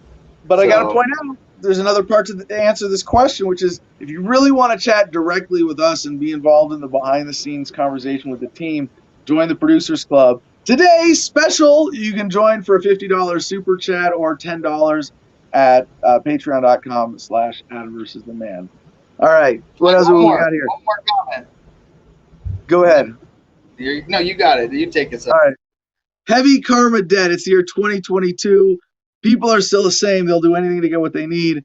And they need Soylent Green. What is the secret of Soylent Green? It's people! Yeah, okay. I haven't seen the movie, but I get the reference. Thank you. All right. So, the Washington Post has this headline from Douglas McMillan and Yegane Torbati. How the rich got richer. Reddit trading frenzy benefited Wall Street elite. Now, we're going to read this with a skeptical eye, don't get me wrong, but I don't think it's presumptuous for me to say I told you so early in the game, because I said as soon as this story popped up, and I saw a lot of people get excited about this, and I thought, oh, they might all be suckers. You're not going to stick it to the man by giving the man your money. That's not how money works. No, not unless we all gave up our dollars, right, and started using crypto instead, and said we reject your system entirely. But even then, spend the money. Don't just give it back to them, right? But when I saw this, that there was an attempt to challenge the hedge funds who had shorted GameStop and get them to lose money, and there has been some significant results, from this, that the short-term gains, might be significant there, but the long-term loss for small investors is going to far outweigh that. Now, I'm still not trying to pass judgment on this thing overall. If you are non-violently trying to stick it to the man, unless you're, although I would say there might be a counterproductive element to this, but if you're doing that in good faith, I just want to love and support and encourage you, even if I think it's tactically or strategically misguided. And so before I get any more critical of this, I want to point out that there are other great positives in this, in terms of challenging the financial elites by crowdsourcing financial action. That's awesome. Calling attention to certain corrupt elements of the system. That's awesome. Forcing them to respond in ways that revealed the corruption of, straight to the top, the White House, Joe Biden himself interfering with your right as an individual American to trade stocks and companies. Yeah, those are all great things to come out of this. And this is something I still want to celebrate, but here's the I told you so. Last month's GameStop trading mania was sparked by members of a popular Reddit investing community who said they hoped to strike back at the Wall Street elites who had long dismissed them as dumb money, but growing evidence casts doubt on the idea that the episode mostly benefited small-time investors. Now, I guess before I go any further, there's another possible "I told you so" baked into this, and we might not find out for a while, but that the members of the popular Reddit investing community who were behind this, you don't think they had some personal interest? You don't think they had some stake? You don't think maybe some people, maybe they were communicating with people at GameStop? Maybe there was some other kickback? And for all the small investors who got sucked into this thinking that they were going to make money and lost, if you were frauded that way, I feel sorry for you for sure. Giant mutual funds that own the largest stake in GameStop saw the biggest gains in value. Hedge funds, some that have started using algorithms to track retail investors on social media sites, appear to have bought and sold millions of shares during the stock's most volatile period of trading. And in at least some cases, novice investors lost their shirts. Instead of heralding a new wave of investor populism, the rise and fall of GameStop's stock may end up reinforcing what professional investors have known for a long time. Wall Street is very good at making money. More often than not, smaller investors lose out to wealthy traders and giant institutions. The four largest asset managers in the world together own 39% of GameStop shares, according to regulatory filings. Those stakes, which are mostly held for years in passive index funds, have collectively gained roughly $1 billion in value since the beginning of this year. One hedge fund, Senvest Management, recently boasted to clients that it made more than $700 million from a bet it placed on GameStop in September, the Wall Street Journal reported last week. Now that you know these numbers, let me point something else out to you. The people who just made $700 million from their bet on GameStop didn't do it as a fluke. It wasn't the one score. No, these are people who have been doing this for decades. These are institutional investment operations and individuals playing this game who dominated and have for years. And you think if they stood to gain $700 million, that the amount it would cost to fabricate this Reddit trading frenzy from whole cloth propaganda, troll farms, manipulation, and to wait years to do it to create credible accounts on Reddit, you don't think that would be within the realm of what they might be spending those profits from their last score on the scale of $1 billion on? Oh, yeah. All right.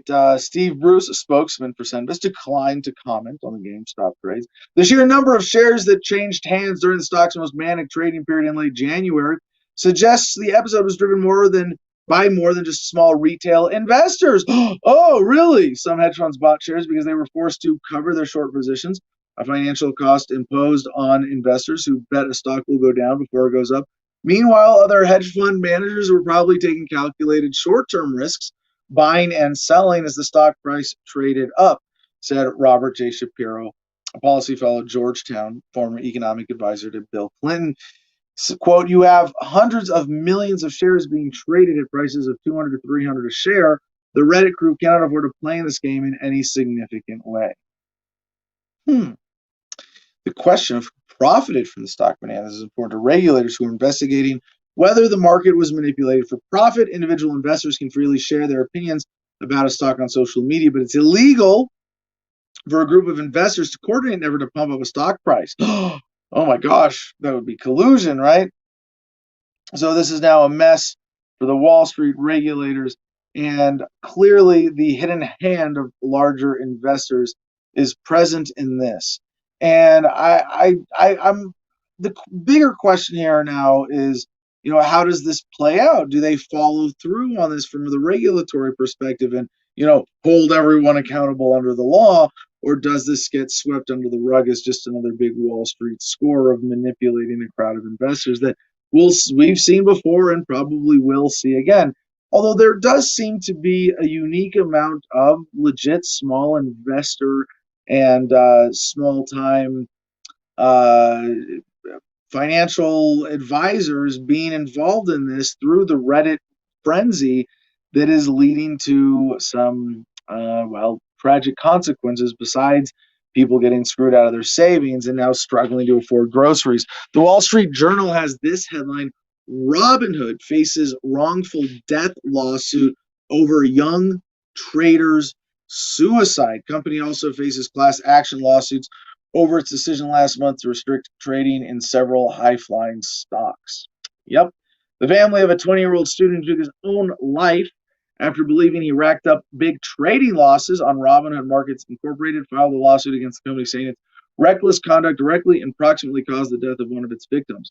The father, mother, and sister of Alex Kearns, a Robinhood user and an undergraduate at the University of Nebraska-Lincoln, said in a complaint filed in California State Court on Monday that Robinhood contributed to his death through misleading communications about his investments and virtually non-existent customer service. They're seeking unspecified damages. We were devastated by Alex Kearns' death, a Robinhood spokesman said in an email. We remain committed to making Robinhood a place to learn and invest responsibly. Robinhood was one of the biggest beneficiaries of the boom in retail trading during pandemic lockdowns, which reached new heights last month with the mania around GameStop and other stocks favored by Reddit's Wall Street Bets forum. The company amassed about 20 million users by the end of last year, and executives have told investors that Robinhood is planning an IPO in the first half of 2021. Now, in terms of Kearns here, let's see. He initiated a sophisticated options trade through Robinhood, which he believed his maximum loss was limited to less than $10,000. The complaint said one weekend in June, Robinhood emailed Mr. Kearns to alert him that he needed to deposit about $178,000 in a few days' time to help rectify a negative balance, which the app showed was roughly $730,000. Now, if you are they responsible for a suicide? No, no matter what. No, this is not. No, you cannot hold someone else responsible for someone else's actions like that. Are they responsible for fraud, for an attempted fraud, perhaps? Oh, yeah. But what's worse here is the society and the propaganda around this whole thing and the institutional push that says if you owe $730,000 to Robinhood, well, your credit is destroyed and your life is over and screw you. Might as well commit suicide. I mean, there aren't that many people who buy into that to begin with. I don't know. Maybe that I suppose I'm speaking to that mainstream attachment to credit scores, right? To being bullied like this, to that when a company with a logo sends you an email and says you owe $730,000, to think that they can take it from you. Mr. Kearns emailed Robinhood's customer support team 3 times overnight asking for more information, received only auto replies. He wrote a note to his family asking how someone of his inexperience was allowed to trade so easily, then killed himself. This is not enough by itself. I would bet money. I would bet stocks that Mr. Kearns here had other issues leading up to this last particular event. I'm not defending Robinhood here, obviously, but this was, the straw that broke the camel's back. This was not enough to push him to suicide, I think, by itself. Robinhood's emails failed to inform Mr. Kearns that the negative $730,000 balance may have referred to only one leg of his trade and that he had offsetting options that he could exercise that would have more than covered his obligation, the complaint said. Robinhood doesn't maintain hotlines for customers to call, so Mr. Kearns didn't have the option of reaching a live agent by phone. So the complaint says, though Alex's panic and confusion were clearly caused by Robinhood's misleading communications, Robinhood was impossible to reach at the most critical moment to repair the damage it had created. Now, there's also a class action lawsuit from dozens of customers over its decision to restrict trading in GameStop and other stocks, and there is an element of fraud being committed by Robinhood in that even if they put in their fine print, we reserve the right to blah, blah, blah, blah, blah, if we otherwise represent publicly that you can trade this way, and then we prevent you from trading that way, and then point to the fine print, even if it's not, technically illegal because you put it in the fine print and government asserts your right as a company to do that, it is a fraud in spirit. You are using that deception to commit fraud, to stop people or to deceive people. And this story of Mr. Kearns, committing suicide may become the iconic tragedy, the say his name, of the Reddit trading frenzy. But we are going to find out, I do believe, maybe not to the bottom of this, but we are going to find out who was really behind this this trading frenzy, and who benefited, followed the money. but there are a lot of people who lost out, and it's not people like Mr. Kearns. It's people who invested their entire savings of $5,000 to $10,000. There was one story we saw, I think it was in the New York Times last week, highlighting how much faith people had in this exercise. One woman having mortgaged her house and her parents' house in order to put all of that money into GameStop stock. And she might have lost out significantly when that stock price came down. So, a couple more economic stories before we get to Russia and the good news. Bloomberg, global markets see inflation breaking out to multi-year highs. Global markets from United States and European bonds to stocks and oil are sending a clear signal. Inflation is finally coming back. Now, I always have to stop and say inflation can mean two things. And one way that we have been led to think of inflation is that it is an inflation of prices. Prices go up, they are inflated. And that's actually really a symptom of the original thing that the term was supposed to apply to, which is an inflation of the monetary supply by creating more money that ends up leading prices to go up. So when we talk about inflation in this context, I'm not looking at it from the perspective of, oh my gosh, are my prices for this going up? But the bigger picture that is reflective of, which is the stability of the dollar, the increase in the monetary supply, the effect of more dollars chasing less or the same number of goods, and in particular, the phenomena that we're facing in those regards right now around the COVID crisis, where productivity has plummeted and yet government spending has increased, especially in terms of liquidity going out to consumers in relief, stimulus, paycheck protection program, whatever the heck it is, loans, not just in the United States, but in governments all over the world. And those two major countervailing economic forces would suggest that we are coming to a period of potential runaway inflation that would threaten the ability of the dollar to survive.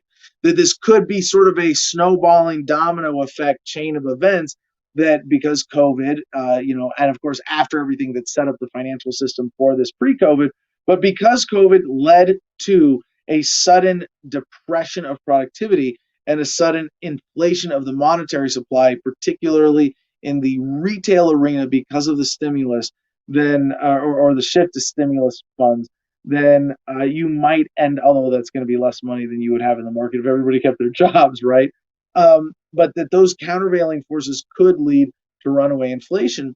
And that would be a situation where the government has to keep creating money through the central bank in order to keep the economy functioning.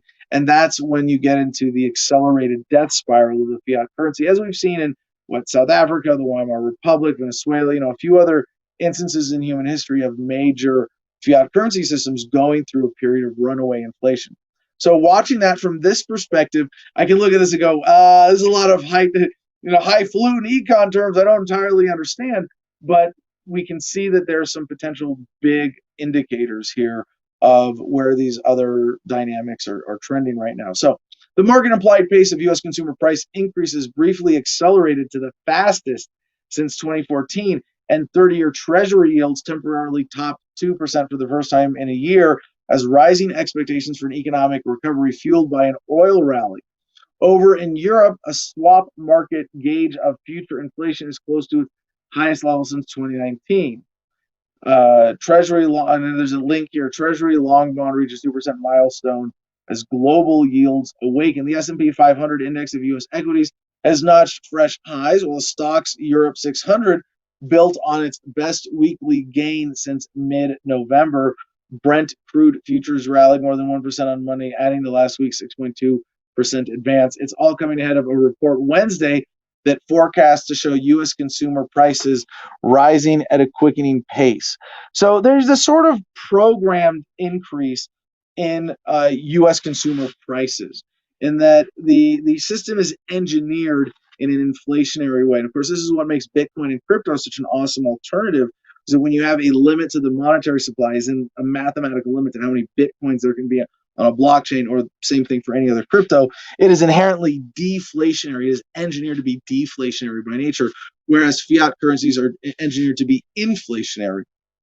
And so the fact that like a dollar doesn't buy what it used to, that the actual purchasing power of the dollar since the institution of this current system is just the benchmark going back to the founding of the Federal Reserve a little over 100 years ago, the dollar having lost, depending on how you count it, 96, 97% of its value, the purchasing cost or purchasing power of a dollar, the candy that you used to be able to buy for 3 cents costs $1 now. Yeah, that's pretty huge, but it's been engineered, and it's been a slow decline in the purchasing power of the U.S. dollar. And there have been a lot of things along the way that have gotten us to this point. Libertarians, of course, gold bugs. We like to point out that that President Nixon taking us off the gold standard in 1972, that was a significant decoupling that allowed the dollar to float and to then be inflated even further. But that didn't cause the death spiral that a lot of economists or libertarians predicted. And Ron Paul was a major student of this, but he never crossed into the sky's about to fall, dollar's about to crash category. So when you see that that's what's happening, and and since then, every asshole selling gold and silver, except me, I never resorted to this particular fear tactic. I said, the dollar's about to crash, you better have some gold and silver. No, but you should have some backstop in an alternative currency that has the properties of gold and silver as a matter of material wealth.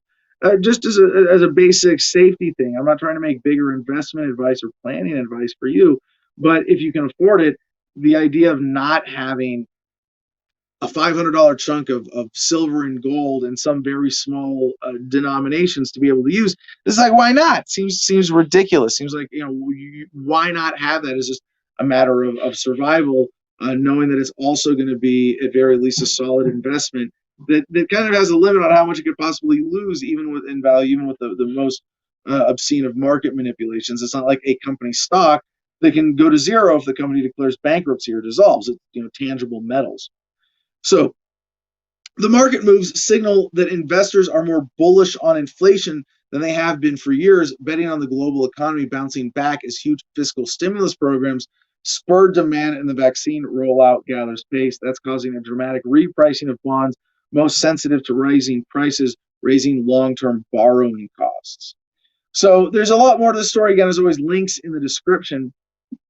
But the conclusion of the story for me about inflation is that we are coming to a period of increased instability in global financial markets and currency markets, and we are seeing challenges along the lines of cryptocurrency, Bitcoin, and the development of alternative technologies and ways for people to trade and exchange value, even just through things like PayPal.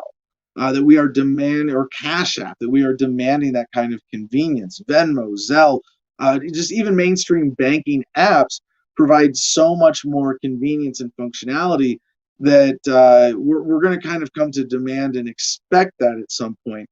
So with what we're looking at now, is there going to be an acceleration of the dollar's demise or devaluation to lead to some runaway spiral of inflation?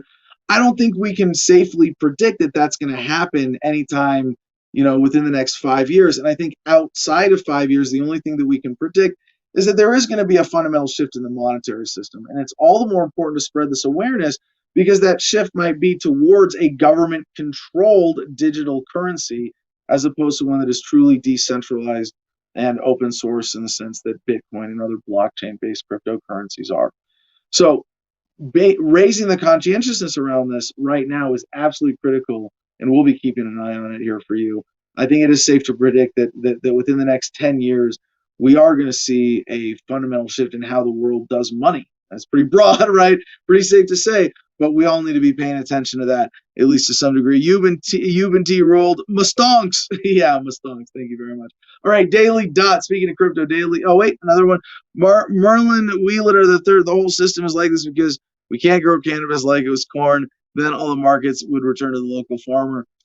Maybe not that simple, but yes, your broader point is well taken. If individual economic rights to just being productive, to being creative, to producing things of value are respected, yeah, this consolidation of the monetary system wouldn't be possible. Consolidation through economic pressure, through licensing, through corporatism that just consolidates production of goods and services under large corporate umbrellas does have a restrictive effect on individuals being able to do that in a way that obviously keeps you trapped in the system as wage slaves, as good corporate employees. All right, Daily Dot. Our next headline: Elon Musk's big Bitcoin buy may have been a distract from bad Tesla news. I don't care. There's always bad Tesla news. There's not always this great Tesla / Bitcoin news. News of the $1.5 billion Bitcoin purchase came right after China revealed its concerns with Tesla.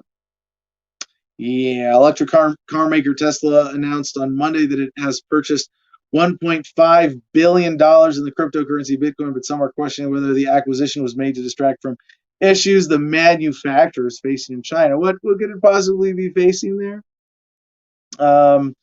Let's see, skipping ahead here. Less than an hour before the Bitcoin announcement, Chinese officials revealed that they had met with Tesla due to a growing number of customer complaints. Specifically, officials from 5 separate state-run agencies brought up issues surrounding battery fires, problems with Tesla's over-the-air software updates, and incidents involving unexpected acceleration.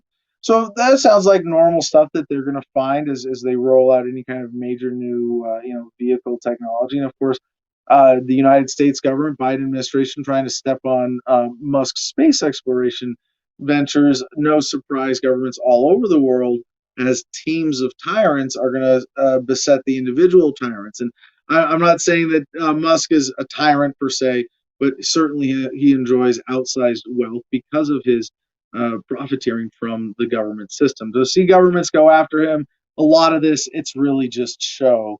And I wouldn't put too much stake in it, except to see that if Elon Musk is the elite rich establishment, the fact that he is now investing in Bitcoin coming our way on crypto, that's a good thing. Whether he's got some nefarious plot to divert towards some government crypto coin, whatever, maybe I think his ultimate instinct is to preserve the system that profits him. But like we saw Bezos recently step back from Amazon in order to focus on his nonprofits, when you get to a level of that kind of wealth, your view of the world has got to shift in some meaningful way, where you go, what do I want to do?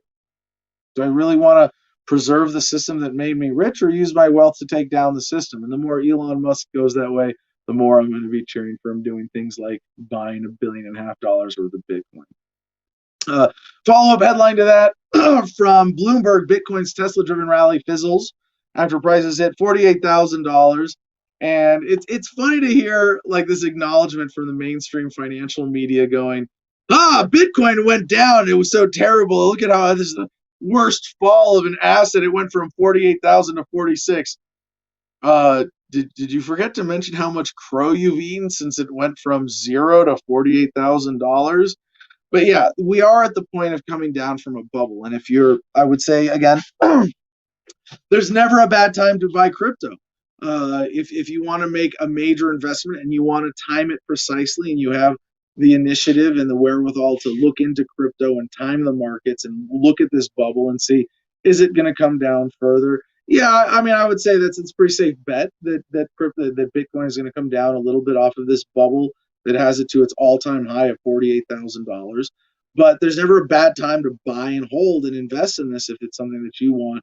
But also as a matter of economic diversification, even if only as a sort of another backstop. Even if you have, I would say, even if you have no faith, or if you have less faith than I do in crypto and in metal, functionally at least, if you have the economic wherewithal, if only out of a means of curiosity or diversification, get a wallet app on your phone, buy a few $100s of Bitcoin or Bitcoin Cash, or a couple cryptos, but even just the big one, just go with Bitcoin, and have that, and have a few $100s worth of gold, and as we would say in the Marines, better to have it and not need it than need it and not have it. That's, I think, the most important economic advice you could ever get, right?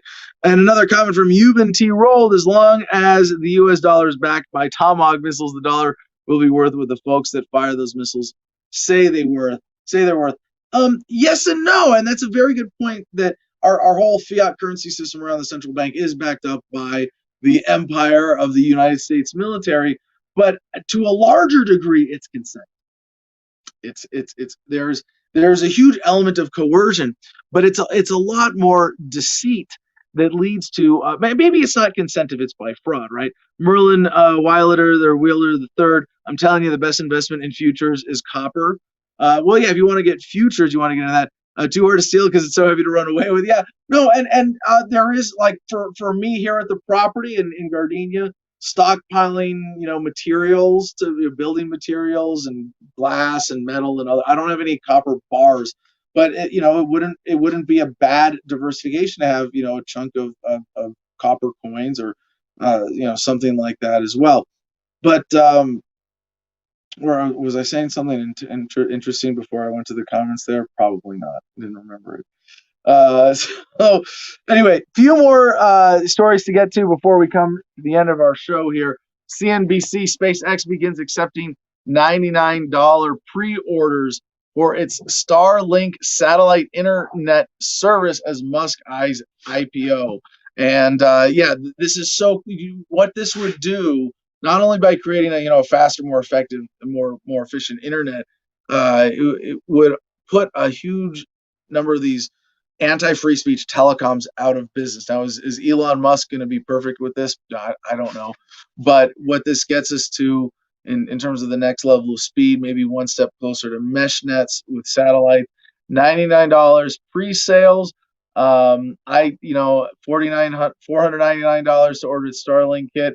I don't want to endorse this project. I haven't looked into it enough. I don't have $99 to pre-order. I'm just looking forward to getting 5G out here because I know that's going to work. But who knows? Maybe this will come faster, and I do support this happening. I'm glad that it's happening, and good progress. But as I was mentioning earlier, UNZ.com, the Unz Review, has this headline: Insanity personified. Biden's Department of Justice targets Elon Musk and SpaceX for hiring Americans instead of non-Americans. Yeah.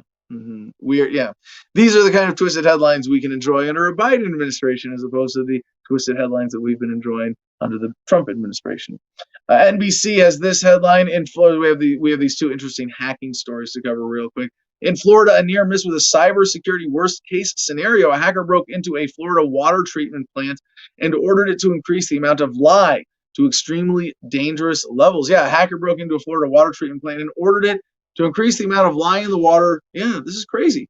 The plant operators noticed and remedied their systems before anyone was put in danger, but the event highlights the risks of internet-connected controls to civic infrastructure. Is it really that hard? If you're going to have something that could poison an entire city, that you would just not have to access that by the internet? Could you just, that's something worth showing up in person for and turning the knobs directly on, right? Do you really need maybe internet monitoring, right? But internet control, are we that lazy? In a news conference Monday, Pinellas County Sheriff Bob Gualtieri said that on Friday morning, an unknown hacker broke into a program designed to help water treatment operators in Oldsmar troubleshoot problems. Oh, it's just for troubleshooting problems with the computerized parts of their treatment systems. The program intended to give full remote access to a plant computer, but only by authorized users. Yep. Later that afternoon, the system was breached again. A hacker who authorities believe to be the same one from the initial breach took control of the computer and changed the acceptable level of sodium hydroxide, better known as lye, the main ingredient in many household drain cleaners, from 100 parts per million to 11,100. Acceptable level.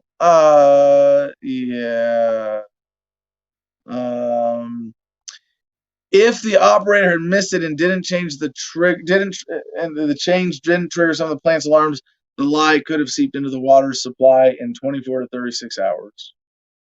Yeah. Pretty weak sauce as far as hacking goes. More interestingly and titillatingly, the Daily Star has this: hacked sex robots could be told to kill users as experts warn it's a piece of cake. Yeah.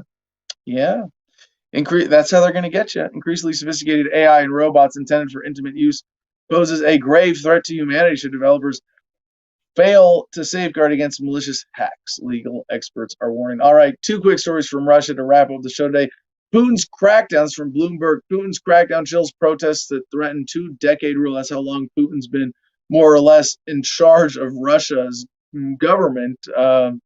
I won't say more than that. Ludmilla Stein, a 24-year-old Muscovite and municipal deputy, is under house arrest until May and risks a 2-year jail term for encouraging people to join a protest last month. Remember, we also had the story that Putin is jailing people on social media for jokes. This is the kind of censorship that has you thinking, should have you thinking, the lies are wearing thin. The Wall Street Journal also has this headline: Navalny movement scraps protests as it digs in for long haul. This is following mass arrests and police violence. The opposition in Russia shifts focus from the streets to the ballot box. And, maybe there's a natural period in an uprising, as we're seeing come to fruition in Russia right now, where they go through a period of just getting people upset and protesting and getting in the streets. But maybe that movement matures. Maybe that is the course of progress, and that going to peaceful or non-confrontational means of overthrowing the Putin regime are a better way forward. And for those of you that don't know, Alexei Navalny has been someone who has been leading the opposition to Putin for many, many years, has been jailed, poisoned, and faced all sorts of legal persecution for standing up to President Vladimir Putin, including, he has also, in his run against him, he's been sent to Siberia. If you don't know the backstory on Alexei Navalny, it's definitely worth looking into. And these two stories, unfortunately, we don't have any more time to get into them, but they will be in the notes at t.me/Adam versus the man. Exactly, right there. CJ, get yourself back up on screen. Let's check in with the audience and sign off with some promos and good news, shall we? Yeah, so what a show. Anyways, lots to talk about. So I guess I'm under federal investigation. Take away my guns. Like, okay, over my dead body. All right, whatever. I knew you were gonna have something to say about the guns. Over my dead body.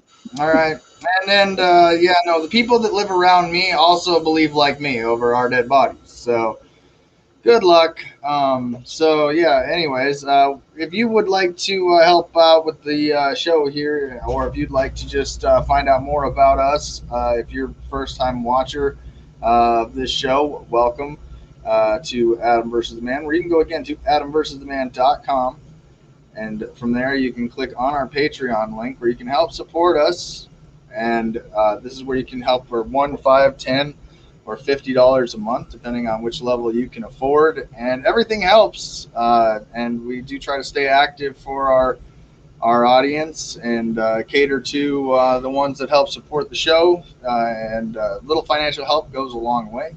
So thank you to all of our patrons that support us as well. From there, so to show you our thanks, we have the Producers Club, where again, if you want some merchandise, you can get 15% off and free shipping. Where, again, I tend to like, I don't know, the hats. I got myself a nice hat here that, it's clean. It looks great. I love it. I wear it out. I think I should just for Jim's sake say, hey, if you want to help Jim out, we've got Comment Jim Freedom T-shirts, and there's just all little ways that you can help support and be an active, rewarding member of the audience. We do this to yes, entertain, but to also educate and to have our daily fun. At the end of the day, Adam, we've stayed consistent on this show for a long time, and I think that there's a lot that we've learned. I don't think that there's any way I'm going to call you a domestic terrorist for being a libertarian. I would hope you wouldn't do that to me. But, so, we got to have a jury of our peers. That's important. I think it'd be really hard to take 12 stoners and be like, well, these are my peers. All right. So they're going to convict me? No, these are my peers. They're all potheads. And they think like me, that this is a medicine and I don't want to be on your opioids, and so that's kind of like and just an unspoken thing. But Adam, for you, of course, you got to smoke weed every day. Smoke weed every day.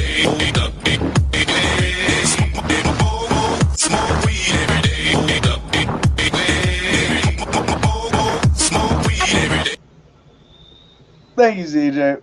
And okay, and then last but not least, closing out with our sponsor now linked on our website, so it's easier for you to get to, is Cigar Federation. You can go to Cigar Federation for promo code Adam10. That's Adam ADAM10. Why is that not working? Set it up like this. Hold up.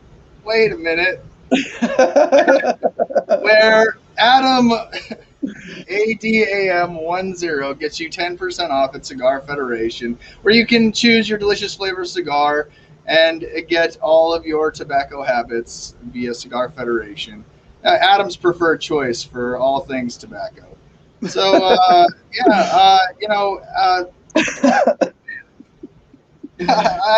I'm not Jim, okay? I'm not Jim. This is where, again, it's just better to have a Jim Freedom who knows how to get through the promos, and he's good at that. To close out all the comments, the loose ends in the comments, I'm like,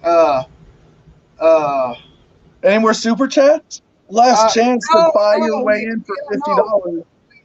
Yes, we got to remind our bogus hype is the winner of today's producer club buy-in, I guess, via super chat of $50. I mean, thank you very much, of course. I don't know if you're into Instagram and like kitties, but if you're into Instagram and you like kitties, go to the Garden of Freedom and check out what Adam's been doing here on his projects. And, well, hold on, CJ. Let me say something about that, because you know what? It's not just if you like Instagram, like fuck Instagram. Like Instagram is a corrupt Facebook product. I have no special love for Instagram in this, but if you love kittens, Instagram is a functional photo sharing app, and if you don't just scroll the feed and let them, send you ads and propaganda and control what you're looking at, Instagram is a great photo album sharing, connecting app, just outside of that, and we can appreciate it. And I would say, hey, if nothing else, please download the Instagram app. It's not meaningfully supporting Facebook. If you download the Instagram app and just use it to look at our Garden of Freedom gallery, and I would appreciate it if you did that. Oh yeah, do that too. I mean, I don't have Instagram. I'm not downloading Instagram, but if you have Instagram, absolutely go over. I get to watch the Instagram through the show, so that's when I get to see the updates. When Jim's like, "Oh, look at the kitties," I'm like, "Of course he posted pictures of kitties. He loves kitties. He's got lots of kitties. That's what he does." So yeah, I mean, obviously. All right, so Mike says that he can't comment there. I don't know if this is a Telegram issue or a me issue, but I'll be figuring out how to get this Telegram channel. I think there's a discussion group. Like it's like the channel links to a discussion group, and we want to get people into the discussion group. Maybe make that has to be the default, so that when you join the channel, right under, like when I'm looking at it now, maybe it's the view I've got under. No, I see. Like I posted, anyone got any comments, and nobody can comment back to that. Yeah, no. There's start a voice chat. No, that's so weird, because when I was looking at it a second ago, it's okay. So if you scroll over the public channel, when I'm looking, so CJ, it might just be that when you're logged in, but when I'm logged in, like underneath every post there, it says leave a comment. So it's working well. Of course. Who doesn't want to have a conversation with Bubbles about kitties? You have to. So look, like I can't pin this one. Can I pin to top? Let's see. What do joins and these comments have in common?